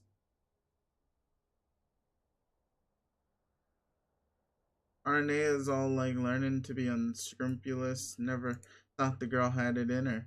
Makes me so glub and proud. Her stories blow holes, but I still love listening. Don't tell me I said that. Don't tell her I said so, but I like hearing her so happy, like she's just so damn pleased to hear herself yak about dumb shit. On the other flipper, I legit love Vriska's stories. They are punchy and hammy as fuck. Girl thinks she's in the movies or something. Lamal. We had our diffs at first, but really, she's so badass. I wish my old pals could have been half the give no fucks boss she is. All I ever wanted from my posse was some Moby I could thug it with. I mean, without being a psycho batshit skank. Won't name names, you know who I mean. No. As for softcore Megiddo, yeah, this bitch, I could take her leave. I don't know, she's alright, I guess. But the point is, Blue Chump, I'm happy now. More than I was on my moon with my sweet gold statues and shit. And more than I think I'll be if I gotta be alive again and have to go knocking over galaxies or whatever to make a bomb new Fish Queen empire. And it's killing me, Blue Schmuck. It's killing me to know that you got that ring and knowing I'll have to take it from you someday. Ugh, why? Why you have to swim in here and present me with this hot awful dilemma? Why do you have to be so lame and chumpy and such an obvious mark? Your dork ass face just screams, wah! Give me a fucking wedgie. Take my ring. But I don't wanna. But I think I got it, cause I mean, come on, obviously it's mine. Just why? Why? Okay, geez, I promise no matter what, I won't let you have the ring. I'll hide it or something, or better yet, I'll give it to somebody else before you get the chance to steal it. How does that sound? Thank you.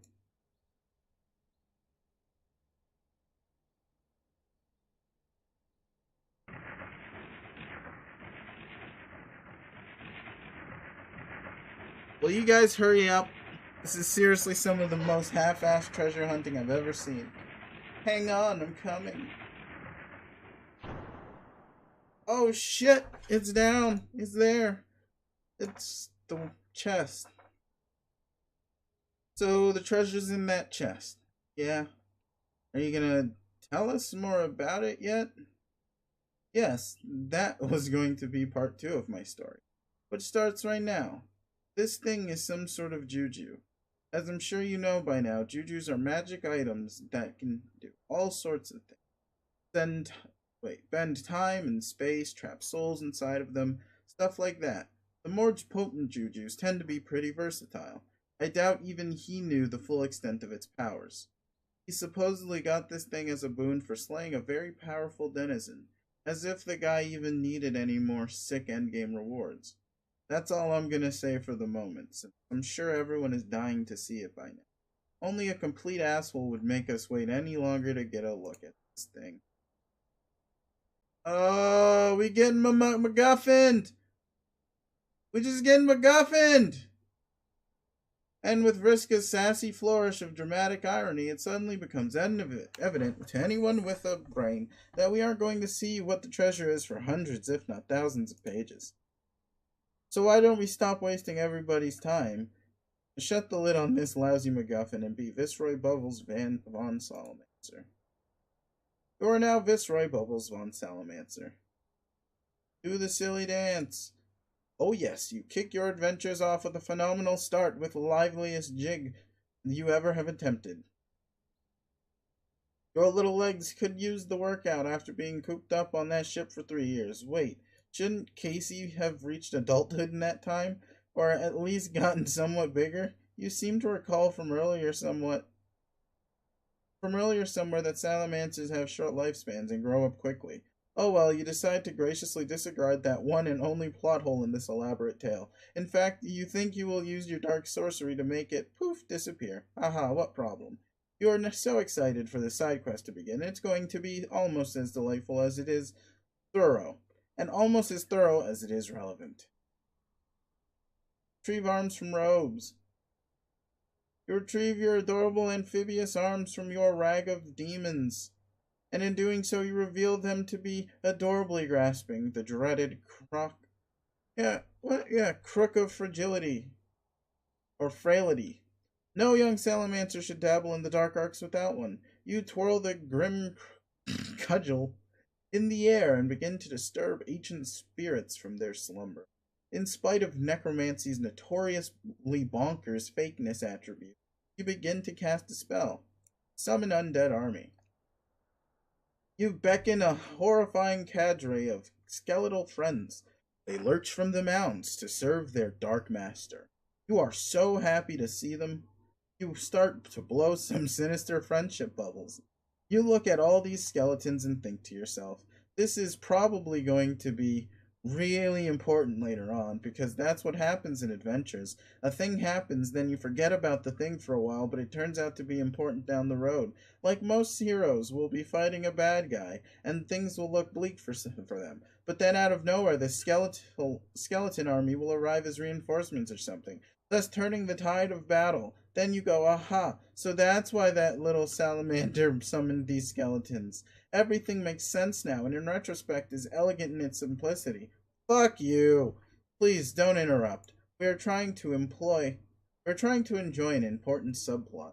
Now where were we? Oh look, one of the skeletons has stepped forward to introduce himself. But the skeleton doesn't have a name. You should give him one. What will you name the skeleton? Clattersworth. Bone. Captain Nimbles.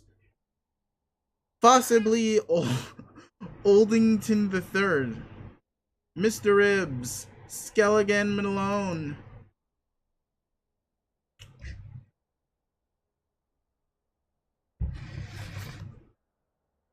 Bone. You declare this fellow. Yeah. You declare this loyal follower to be Bone. Bone is most pleased with his gentlemanly appellation. Hang on, another skeleton approaches to receive a title. In fact, it looks like they all want names. You decide to name them all one by one. Fuck you. Just ignore her. She had her chance to be important, but turned the offer down. The rest of us are just trying to get on with our lives. Now, what will you name the next skeleton? Fuck you. Shield young amphibious ears from profanity. Oh no, oh fuck no. We're going to look at what's in this chest right now. Do you hear me, you fuck? I didn't scrape and claw my way back to relevance here for this shit.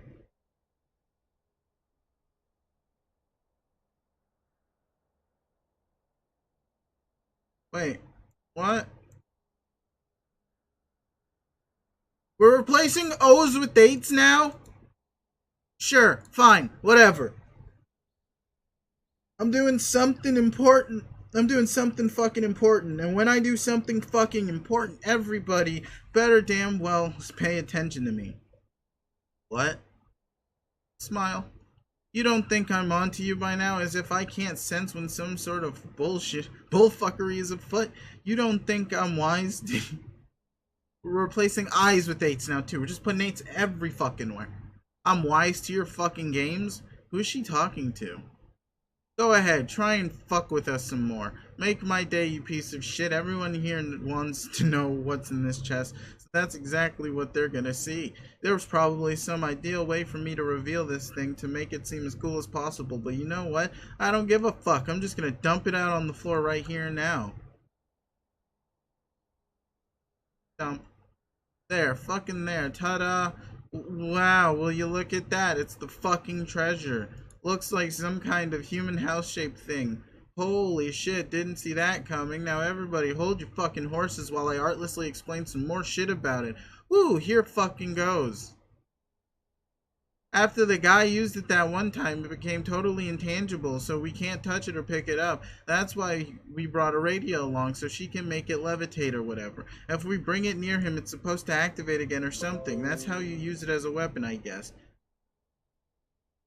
But that's all I know. There, you like that, you fuck? Do you like how I just took the fucking piss out of that cool mysterious treasure? Ha ha ha ha ha ha ha. Do you like getting owned? Because that's what you just got, owned. So why don't you suck it? Suck it.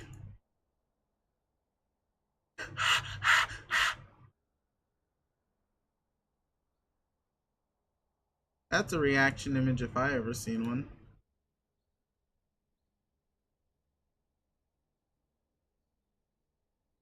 Everyone is speechless.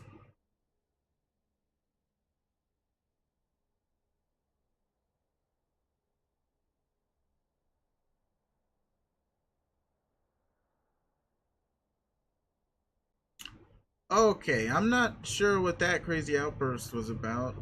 I think I'll just let that one go. But you say this little house thing is intangible? Yes. So I can't touch it. Yeah, I'm pretty sure that's what intangible means. What happens if I try? I don't know. I don't know if I'd do that if I were you. I'm not too worried. This is just my dream hollow self. Or some nonsense. How many times has Mina stabbed me with her fork? Not enough, Blue Stooge. Not enough by a nautical mile. And I always wake up fine. It's not just about you, John. This is a very powerful juju. You'd be messing with forces we don't fully understand. Sounds like a dare to me. Oh my god, alright, whatever. I'll be fucked if suddenly I'm gonna be the lone voice of prudence and sound judgment in our badass pirate club. If you really want to plunge your fist through some sort of hole in reality, then be my guest.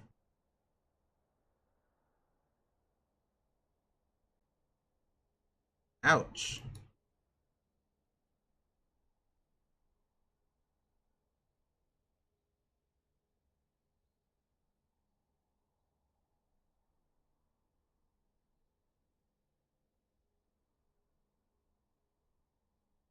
Oh shit!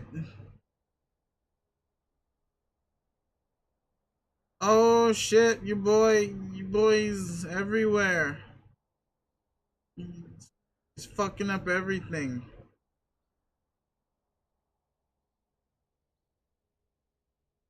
God, there's a lot of history here.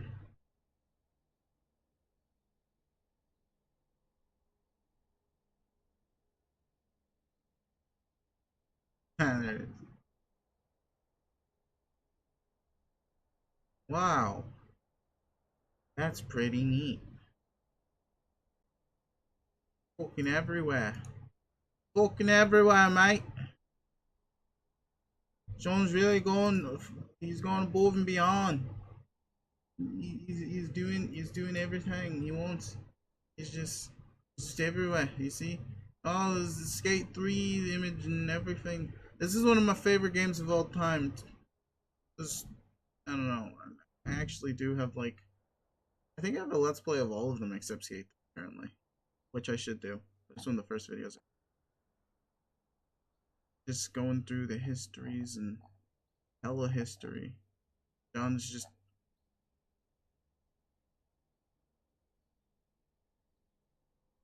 he's fucking up. Whoa, this is making me feel weird. John, will you get your hand out of there? You are vaguely fucking shit up in some totally ambiguous way. Ah, John. Damn it! Oh my god, you missed. I hate puppet people. I hate puppet people. I hate puppet people. I hate puppet people. I hate puppet people. I hate puppet people. I hate puppet people. I hate puppet people. I hate puppet people. I hate puppet people. I hate puppet people. Puppet people. Puppet people. You're calling them different things every time to bug me. They're puppet people. Why are they puppet people? I thought frogmen. Oh, it's frogmen. I thought it was progmen the whole time. I thought frogmen was going to be your preferred headcanon because they are like big alive puppets. How so? Their skin is soft. Soft? What do you mean? Soft as in smooth to the touch, like a baby's behind? No, more like fuzzy and squishy. What? Like plush, you know? Like a goddamn puppet? Hold on, are you telling me these fuckers are literally made of felt? What's felt? It's the fabric they put on pool tables. Oh, shit. Kind of soft and fuzzy. Oh, then yes, exactly like that. Well, it's weird. I guess you learn something new every day. Speaking of which, I suppose you'll want to tell me what these two frog puppets can do. No. No? The abilities of Purple Stripe... the abilities of Purple Stripe Hat and Orange Stripe Hat are as plainly self-evident as they are idiotic. Patience, and in time you'll grow to learn... You'll grow to love them as if they were two very special sons. No way. Yes, you will. I can tell you kind of like them already, but you're just pretending you don't to be cool. Like you always do with members of your dark carnival.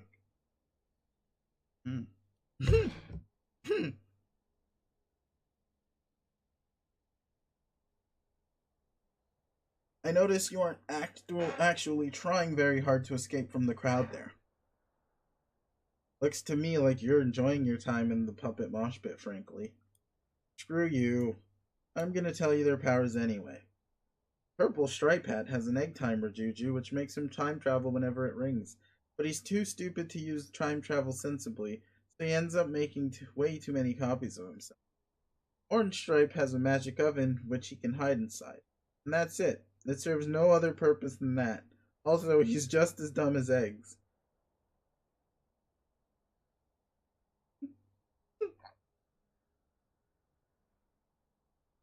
I mean, Purple Stripe Hat. Forget I called him that again. Also, pretend I didn't call the other guy Biscuits. You didn't call anyone Biscuits. I didn't? Oh, damn. Then pretend I didn't say that. I don't care. I don't want to hear any of this. All of that was obvious. I've grown weary of your extensive divulgences. Yeah, my divulgences haven't been too popular lately. I can't seem to catch a break. A what? A break. What's a break? Nothing. Just something an old flame used to say a lot. Well, not so much an old flame as someone who callously spurned my extraordinary inappropriate advances one time. She really blew it though. She could have been the star again if only she had said yes. Things are pretty passive aggressive between us now. Women, am I right? No, don't do this. I don't want us to bond over your female problems. Stop trying to be bros with me. You know how it is. Sometimes a guy just wants to take a look at what an adorable salamander is up to and scrutinize that situation carefully. Like, really see what's going on with that, you know? Is that so wrong? So what if I want to watch a young salamander spend several hours naming skeletons? It's my right to do that. I should be able to watch Bubbles name a million fucking skeletons if I want. I should be able to do that without a spiteful attention hog stealing back the spotlight while she does something important. Who cares about important stuff? Important stuff is overrated in my honest opinion. I stopped listening. I don't even know what you're saying because I'm not reading it anymore. You can go ahead and babble all you want about meaningless trash. I have totally checked out of the conversation, so bye. I wonder what Spade Slick is doing. Hey, why do we have so many intermission in the intermission? You are now Spade Slick. It appears that you will be the focus of an exciting new subplot. That is, if everyone's okay with that. You're not sure. Is that allowed? You wonder. Is anyone going to throw a tantrum and make us look at something else? Leave me alone, you fucking creep. Good news, Spades. It looks like your subplot checks out. You have the green light whenever you're ready. Gaze over balcony at horizon. There was some commotion up here earlier. That guy flipped your bed over this balcony and you flew into the water. like 1,000 feet below. You had to climb all the way back up, sopping wet. You think he said something about English. You don't see any sign of the rival mob boss. You'll have to investigate. You might not have much time to find him, though. The sun is setting on the horizon. What are all those floating thingy? What are all those things floating over the water? You can't quite make them out, even with your awesome cyborg eye, which can probably make you see better. Maybe, I'm not sure. I don't actually know anything about cybernetics to tell the truth. I just gave you a red eye because I wanted it. I thought it looked cool. Inspect torso. Looks like this asshole in the white wig is dead. Yes, the same asshole who nursed you back to health even though he didn't have to. And even though he kind of promised he wouldn't do stuff like that. By way of some vague pledge involving a yellow ruler. But he saved your life anyway, because his heart was just that big. You're welcome. You weren't listening to any of that because you don't care. Take wand. You're not going to take the wand because obviously magic is fake. Come on, what sort of buffoon would you try to wield that thing under any circumstance? You will, however, take the horns. It'll make a nice trophy. You always thought about taking trophies from guys you killed was cool. Oh. Or at least from guys you wish you killed, who you happen to find dead. Investigate. This appears to be the murder weapon. Looks like English was the trigger man, then ditched the weapon by the body for some reason. You've never seen the guy, but you heard he carries a big, overpowered gold machine gun. Pretty garish in your view. The man has no subtlety whatsoever. And you and he sure have different styles when it comes to running an organized crime outfit. You honestly think he might be some sort of huge man-child, and I honestly think you might be right. Equip. You take the golden Q staff. Holy crap, this thing is huge. Good thing you have robot arms now. The weapon weighs several hundred pounds, but to a Hulk like him, it's light as a feather. And to a cyborg like you, it's light as a slightly heavier feather. Man, how sweet would it have been if you could use his own weapon against him when you get your revenge? Oh, hey, who goes there? Ah, of course. It's the cute little dame who tended to you while you were bedridden. Her soup was delicious. Whoa, what are those horns doing on your head? Those don't belong there. You toss them on the ground and stomp on them nonchalantly. She's shaking like a leaf. She must be terrified. You assure her there's nothing to be afraid of anymore. Everything's gonna be okay. The asshole in the white wig is dead. Interrogate Miss Paint. Oh! Fuck me. Oh my god. Fuck. That just clicked. Unless it clicked prior on and I just forgot because it's been so damn long. But fuck me. MS Paint. God damn it. Now that you've settled their nerves down, which you haven't actually, you ask her where the guy who did this went. She says she doesn't know. She's been hiding since he smacked her across the face with his cane. You say he did what? Why, I oughta. She says she thinks he's probably gone now. You say, oh. Any idea which way he went? She says no. You say, Any idea what she might be doing later? She asks, what do you mean? You say, any dinner plans? Or, hey, Slick, what exactly are your intentions towards Miss Paint? You could at least wait until the blood is dry before making your move. I know you've always had your shitty cybernetic eye on her, yes, the same eye that's probably just a useless piece of red glass overlapping an otherwise perfectly healthy eye. Yeah, that one. Oh, fuck it, who am I to stand between you two? You obviously make an adorable couple. Why should I let my rotten luck with the ladies rain on your parade? That's it, I'm calling it. I'm declaring your ship to be official canon. Now don't fuck this up, Slick. Inquire about personals. Personals, she says. Yeah, you say. Your personal items. What items, she wonders. You know, all the shit you had your eye on before that guy turned you into a damn robot? Like your hat and stuff. Oh, yes, she knows exactly where all that is. She says this way. But please, try to be quiet in case the green beast is still nearby. Retrieve personals. She leads you to one of the mansion's several dozen pantries, and retrieves your box of stuff. Here you go, she says. Inspect personals. The hat was a little worse for the wear, but she took it to the tailor to have it repaired. Tailor? What tailor, you say? The one that appears when you pull his pin from the little doll? She says she put the pin back, though, because the man was rather grouchy and unpleasant. Wait a minute, of course, the doll. You knew you decided to hang on to this thing for a reason. Pull pins. English has no idea what he's in for. You can't wait to see the look on his face, even though the look on his face is always pretty much the same, since he's a skull monster. Yeah, better leave the black one in, though. Pulling that one could have some really weird consequences. Command minions.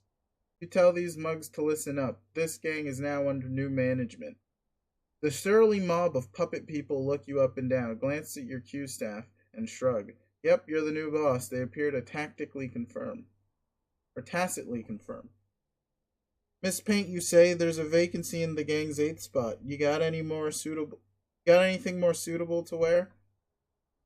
She clasps her hands and says, oh yeah, she has just the dress for the occasion. Says BRB. Consult with brains of operation.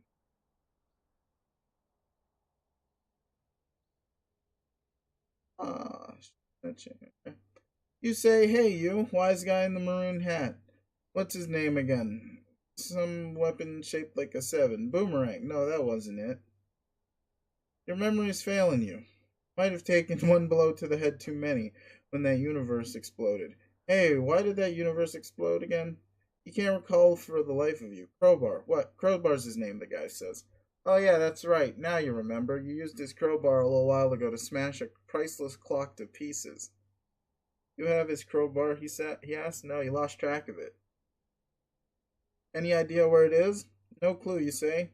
Damn, he says. You ask him how they can get out of here. Go somewhere to regroup and make some plans, hatch some schemes. Maybe draw a map or two, preferably in a hideout. He says he can lead you back to one of the gang's old haunts. You say, after you then. He says, hey. Yeah, what happened to the old boss, he wonders. Is he dead or something? You say none of your damn business. Now get moving. Lead gang back to hideout. Through here, Crowbar says. What's this thing, Clover asks. Nothing, you say. You think the idiot who used to live here was doing some sort of science experiment. Pretty much, MS Paint says. Don't touch it, you say. Could be a death trap. Clover pulls his hand away quickly. He looks worried.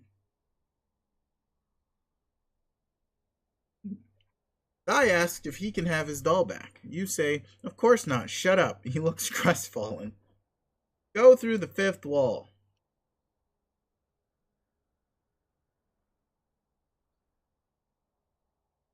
God damn, it's hot in here.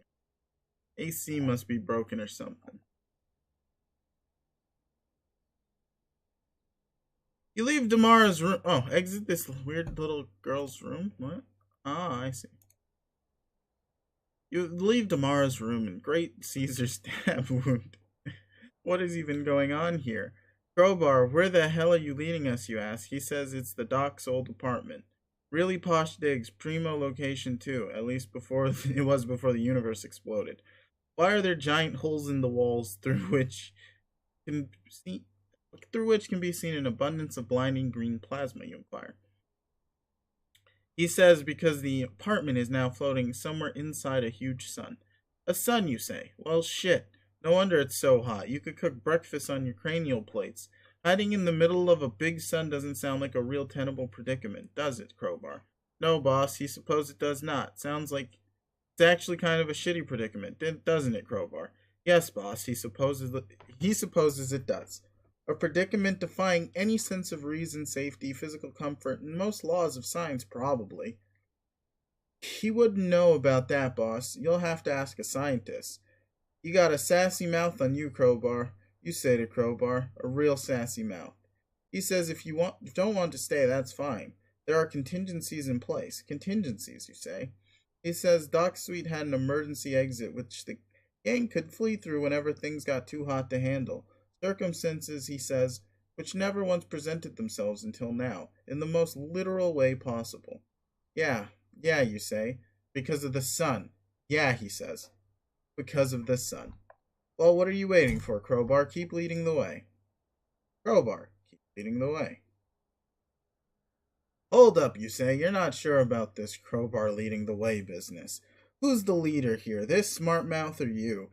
He says you, of course, but you don't know where the exit is. You say bullshit. You've been here before. You know this place like the back of your hand. You show him as your hand, which is now mostly unfamiliar to you because it's made of metal. You put your hand down quickly because that didn't serve your rhetorical purpose at all. He says if you insist, the exit is in the room with the clock in it. Do you remember where that is? You say, what do you look like, a moron? Of course you remember. Then he says, then after you, he says. SS, after you. It's obviously down here through one of those doors. Watch and learn, buddy. Open door. Oh boy. That was not the right door. Never mind, just take us to the exit, Crowbar. He says, yeah, sure. Proceed.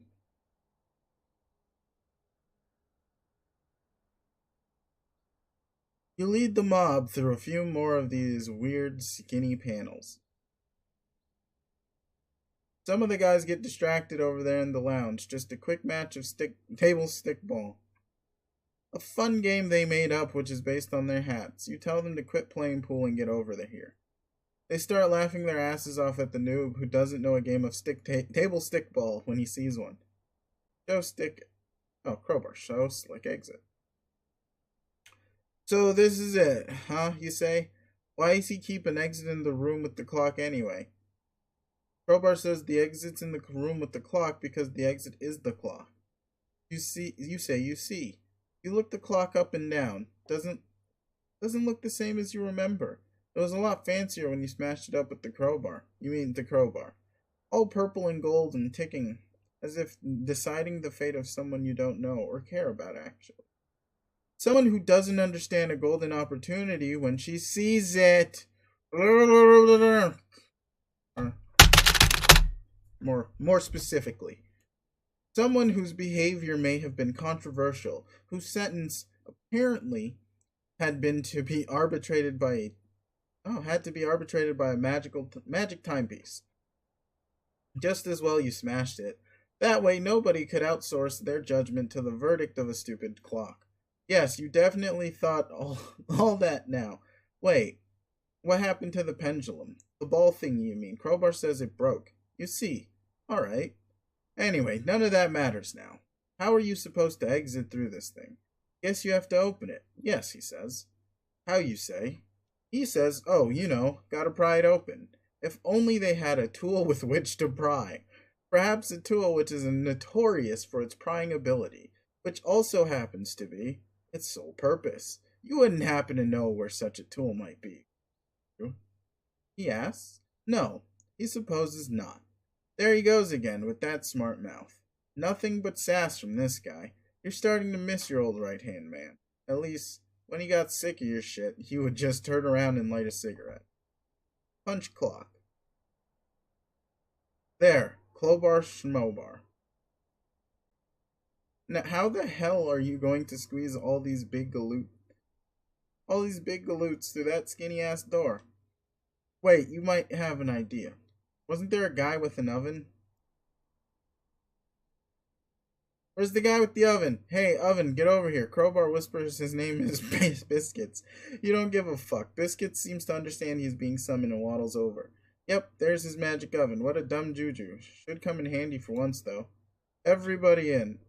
Everybody in the oven. Let's go. Move. Iggy, Slowpoke, what's his face? Yes, you too, Miss Paint. Clover, Shark Guy, Top Hat. Get in there, Crowbar. You can mouth off all you want. Just do it in the fucking oven. Stitchface, Patty, Fireman. The Centaur Butler. Yeah, what the hell? Come on in. He can be the team mascot or something. Plus his milk was fucking great. Biscuits, other biscuits, big guy, bigger guy. That should do it.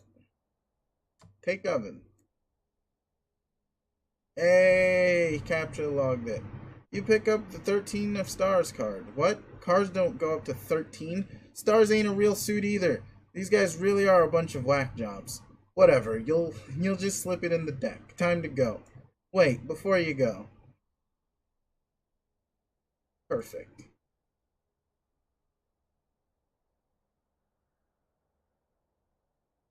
What the shit?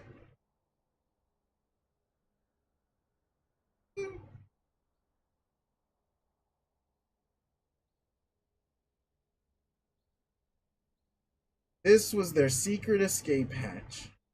You see, it's all so clear now. When things get too hot to handle, the Doc and his posse duck out of the clock and into the idiot wagon for a little spin through infinite oblivion with some giant octopus things.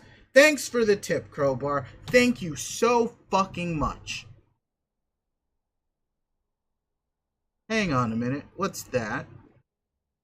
Could it really be?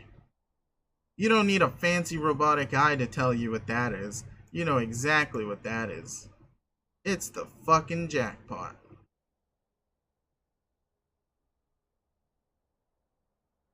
Oh shit.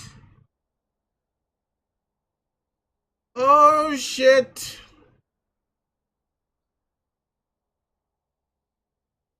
And zap.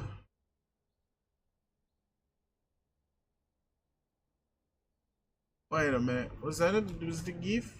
Yeah, zap. Zippity zoop zap zoom. Oh, they were GIFs. It's moving, it's floating. Wait, no! Oh, is he time morphing? He's time morphing.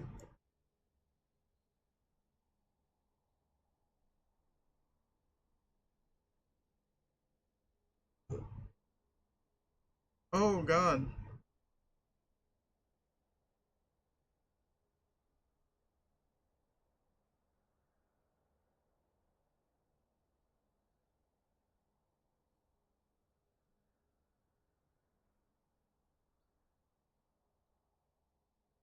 No! I'm fucking... No! Today is July 14th. My birthday is July 14th.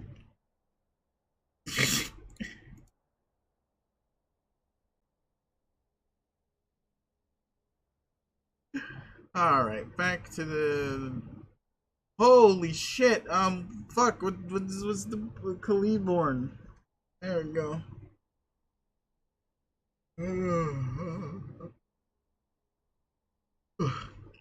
I did it. I conquered the Maroon Stripe planet, thus unlocking the final and most powerful Toad Goblin of all. Wow, he is perfect. So huge, so strong. I love him being strong. Finally, the ideal minion with the type of power I admire the most, which is being a huge, strong guy with enormous, powerful muscles. Yes. Oh yeah. I also got Green Stripe Hat. He's good too. In that he's also large and relatively strong and mean. He flips a coin too, I think, which is also cool. Oh, and don't tell me what they do. All I care is that they're big and strong. Do not spoil my moment of triumph with more of your human monkey earth business. What? Nothing to say? Yes, this is good. You're finally learning who's boss. And soon everyone else will too. Now I have to conquer the Black Planet. This one is a different thing from all the others. My sources tell me, by which I mean the clown tells me, that this planet has to be claimed by the Black Queen herself. I will need to overthrow her to win.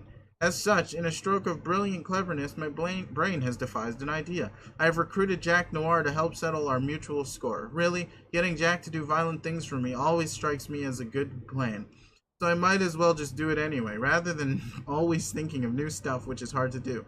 He would make a good friend if the concept of friendship wasn't horrid and meaningless to me. Therefore, I will think of a way to dispose of him once his usefulness is over. It is bad form to leave stray noirs wandering around. Don't tell him I said any of this. My treachery to him is meant to be a surprise. Ha ha ha ha ha ha. Hello? Where the fuck did you go? Aren't you going to tell me what what you think of my great plan, or deride me in some fashion for my juvenile conduct and poor critical thinking skills? Well, you unspeakably putrid and fatuous blabbermouth, I demand that you talk to me. Okay, I see how it is. You've decided you will no longer allow me to browbeat you into helping me through sheer force of petulance. It may surprise you to know I am just as capable of respecting that as I am of throwing a tantrum about it. I don't need you anymore. I don't need anyone. I took that and I threw it on the ground.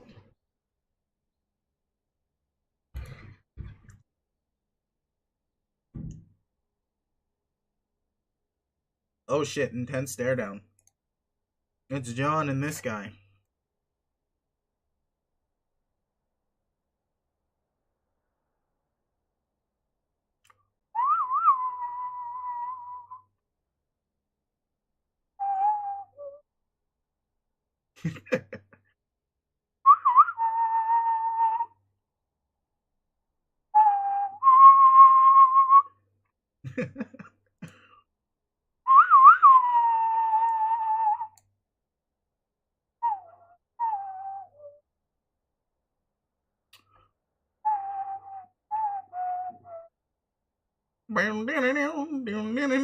No. Fucking John just got his shit knocked into next week. You might fall under your spell. No one ever asking why. End of Act 6, Intermission 5, Intermission 6. Zap. John's in next fucking year. What? What? Does this mean we're here? Hello, is anyone there? Dave, Nana, Jaspers, Dave Sprite, regular Dave. Where is everyone? This sucks. ...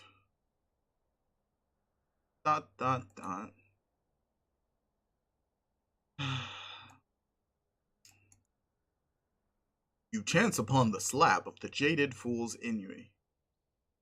You don't know the slab is called that, but that's what the slab is called. Looks like a good spot to compress after your strange ordeal through canon space. Oh, it's about to go down. About to go down. It's about to go down. So has anyone figured out how we're supposed to actually stop this meteor, or was 3 years not enough time to solve that problem? No, we haven't. Oh my god. We're still traveling at the speed of light, and we only seem to be picking up speed. I don't think that's possible, dude. In fact, I'm not sure we're ever traveling at light speed. I think maybe there's some bogus science in circulation that we've been jumped into getting behind. What? Just saying. No, I'm just saying we all came this way, and we're all going to die. Or we came all this way and we're going to. I don't believe this. How could we have not thought this through better? It's like the Reckoning V 2.0 or 3.0 or wait, maybe 4.0? If we're counting the before sesh. Ugh! Fuck this sentence I'm saying. How could it all boil down to yet another meteor hurling through Skya, serving as the harbinger of our imminent demise? Except this time, we're riding the fucking harbinger, which is ironic when you think about it. We were brought into this life riding a meteor, which makes sense now that it'll all go out. Makes sense that's how we'll all go out. Ha ha ha ha ha. Man, pull it together. This thing has to have some escape pods or something. Where? I never saw any. Maybe they were being stored in the hypergravity chamber. We have a hypergravity chamber? Or I guess maybe we could just sort of hop up and like fly away. Why, you abhorrent column of smarmy filth, you always did know how to rub salt in the wound. What about those of us who can't fly? You know, I can't fly, and you know, it's a sore subject for me. I swear to God, this meteor needs one of those baby on board things on the back. but like a grub instead of baby for max infidelity. The gag because troll. I know you can't fly. Obviously, I'd just carry you or something. I'd rather fucking die. Don't worry, guys. I have a feeling everything's gonna work out. Rose, shut the fuck up. Bark. I have to pee really badly. I will be right back.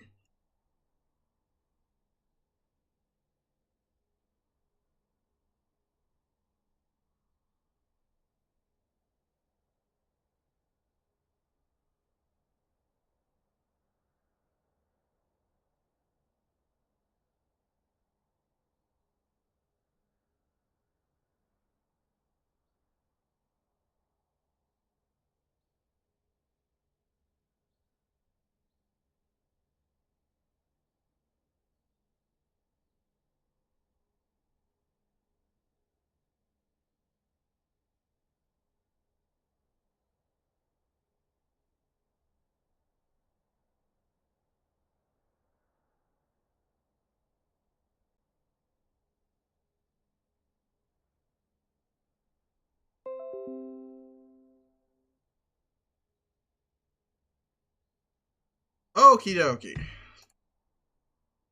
Dude, did you just bark? What? No, I didn't bark. I thought that was you. Why would I bark? Well, why the fuck would I bark? Because you're having a mental breakdown? Why don't you have a mental go fuck yourself? Or wait, then use your alleged time powers to go make a copy of yourself and turn this audacious fantasy into a sensual reality. Nah. There it was again. The bark happened again. Wasn't me. Who the fuck is barking? Kanye, did you bark? You fucking with us, Mariam? Prezi, was it you? Urgh. What is it? What are you looking at? Maybe the mayor barked. Mayor, was it you? Ha, I bet it was. God, I love the mayor. He's so full of surprises. Oh, shit. She's back. And she's pissed.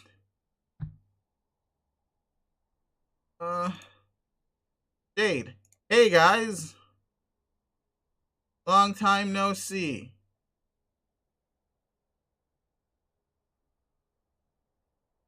Oh, yeah, she's super, like, brainwashed.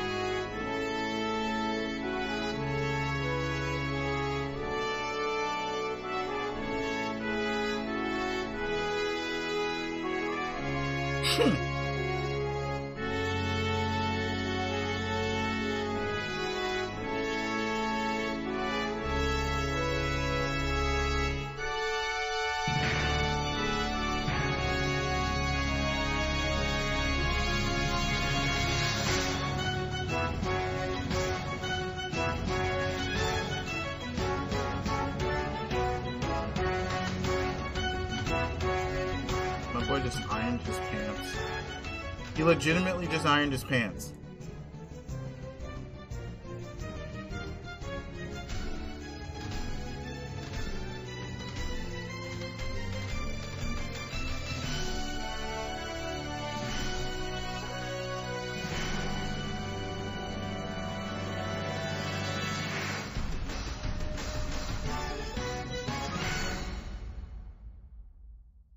Hey, everybody comes the fuck out of nowhere.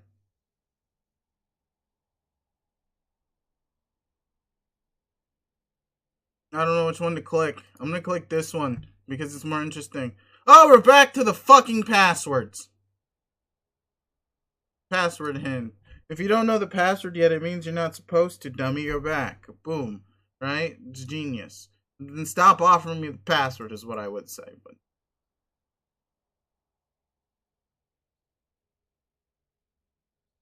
me, John Egbert. Chillin'. End of intermission. Right. Oh! End of intermission 5. Hello! We did it? Woohoo! End of year 4. Alright, one moment.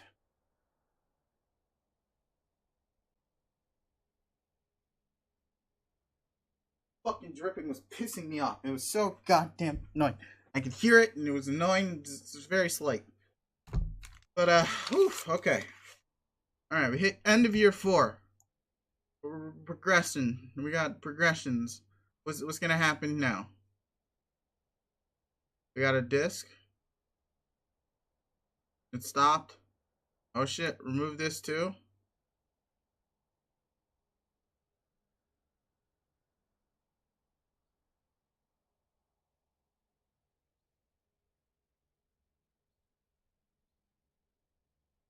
Oh shit!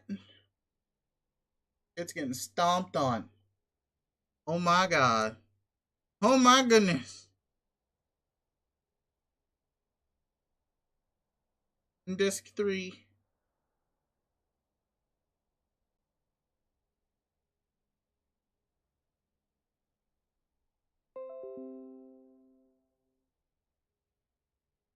There is no disc 3, you idiot.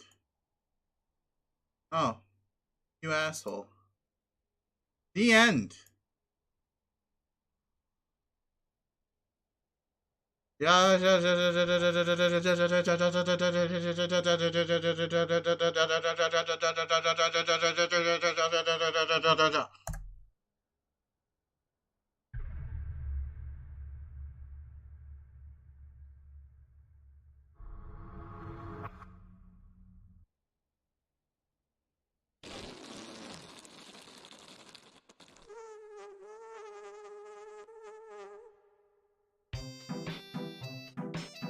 Ah, that's a banger.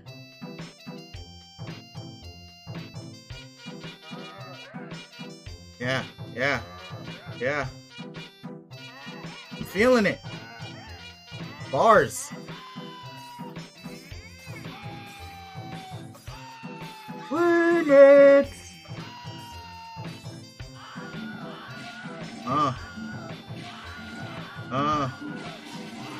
Y'all. Yams. Fritos, Cheetos, tomato soup.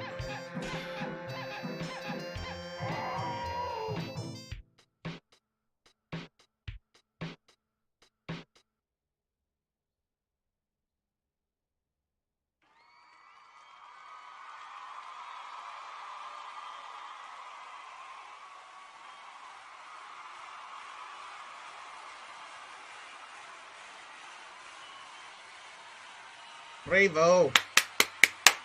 Bravo! Bravo! Bravo! Bravo! Bravo!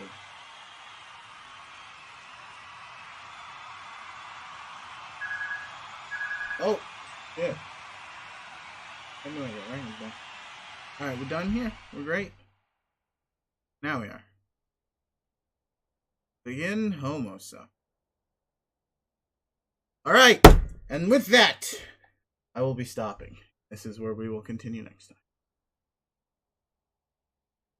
This is going to be interesting. But for now, always.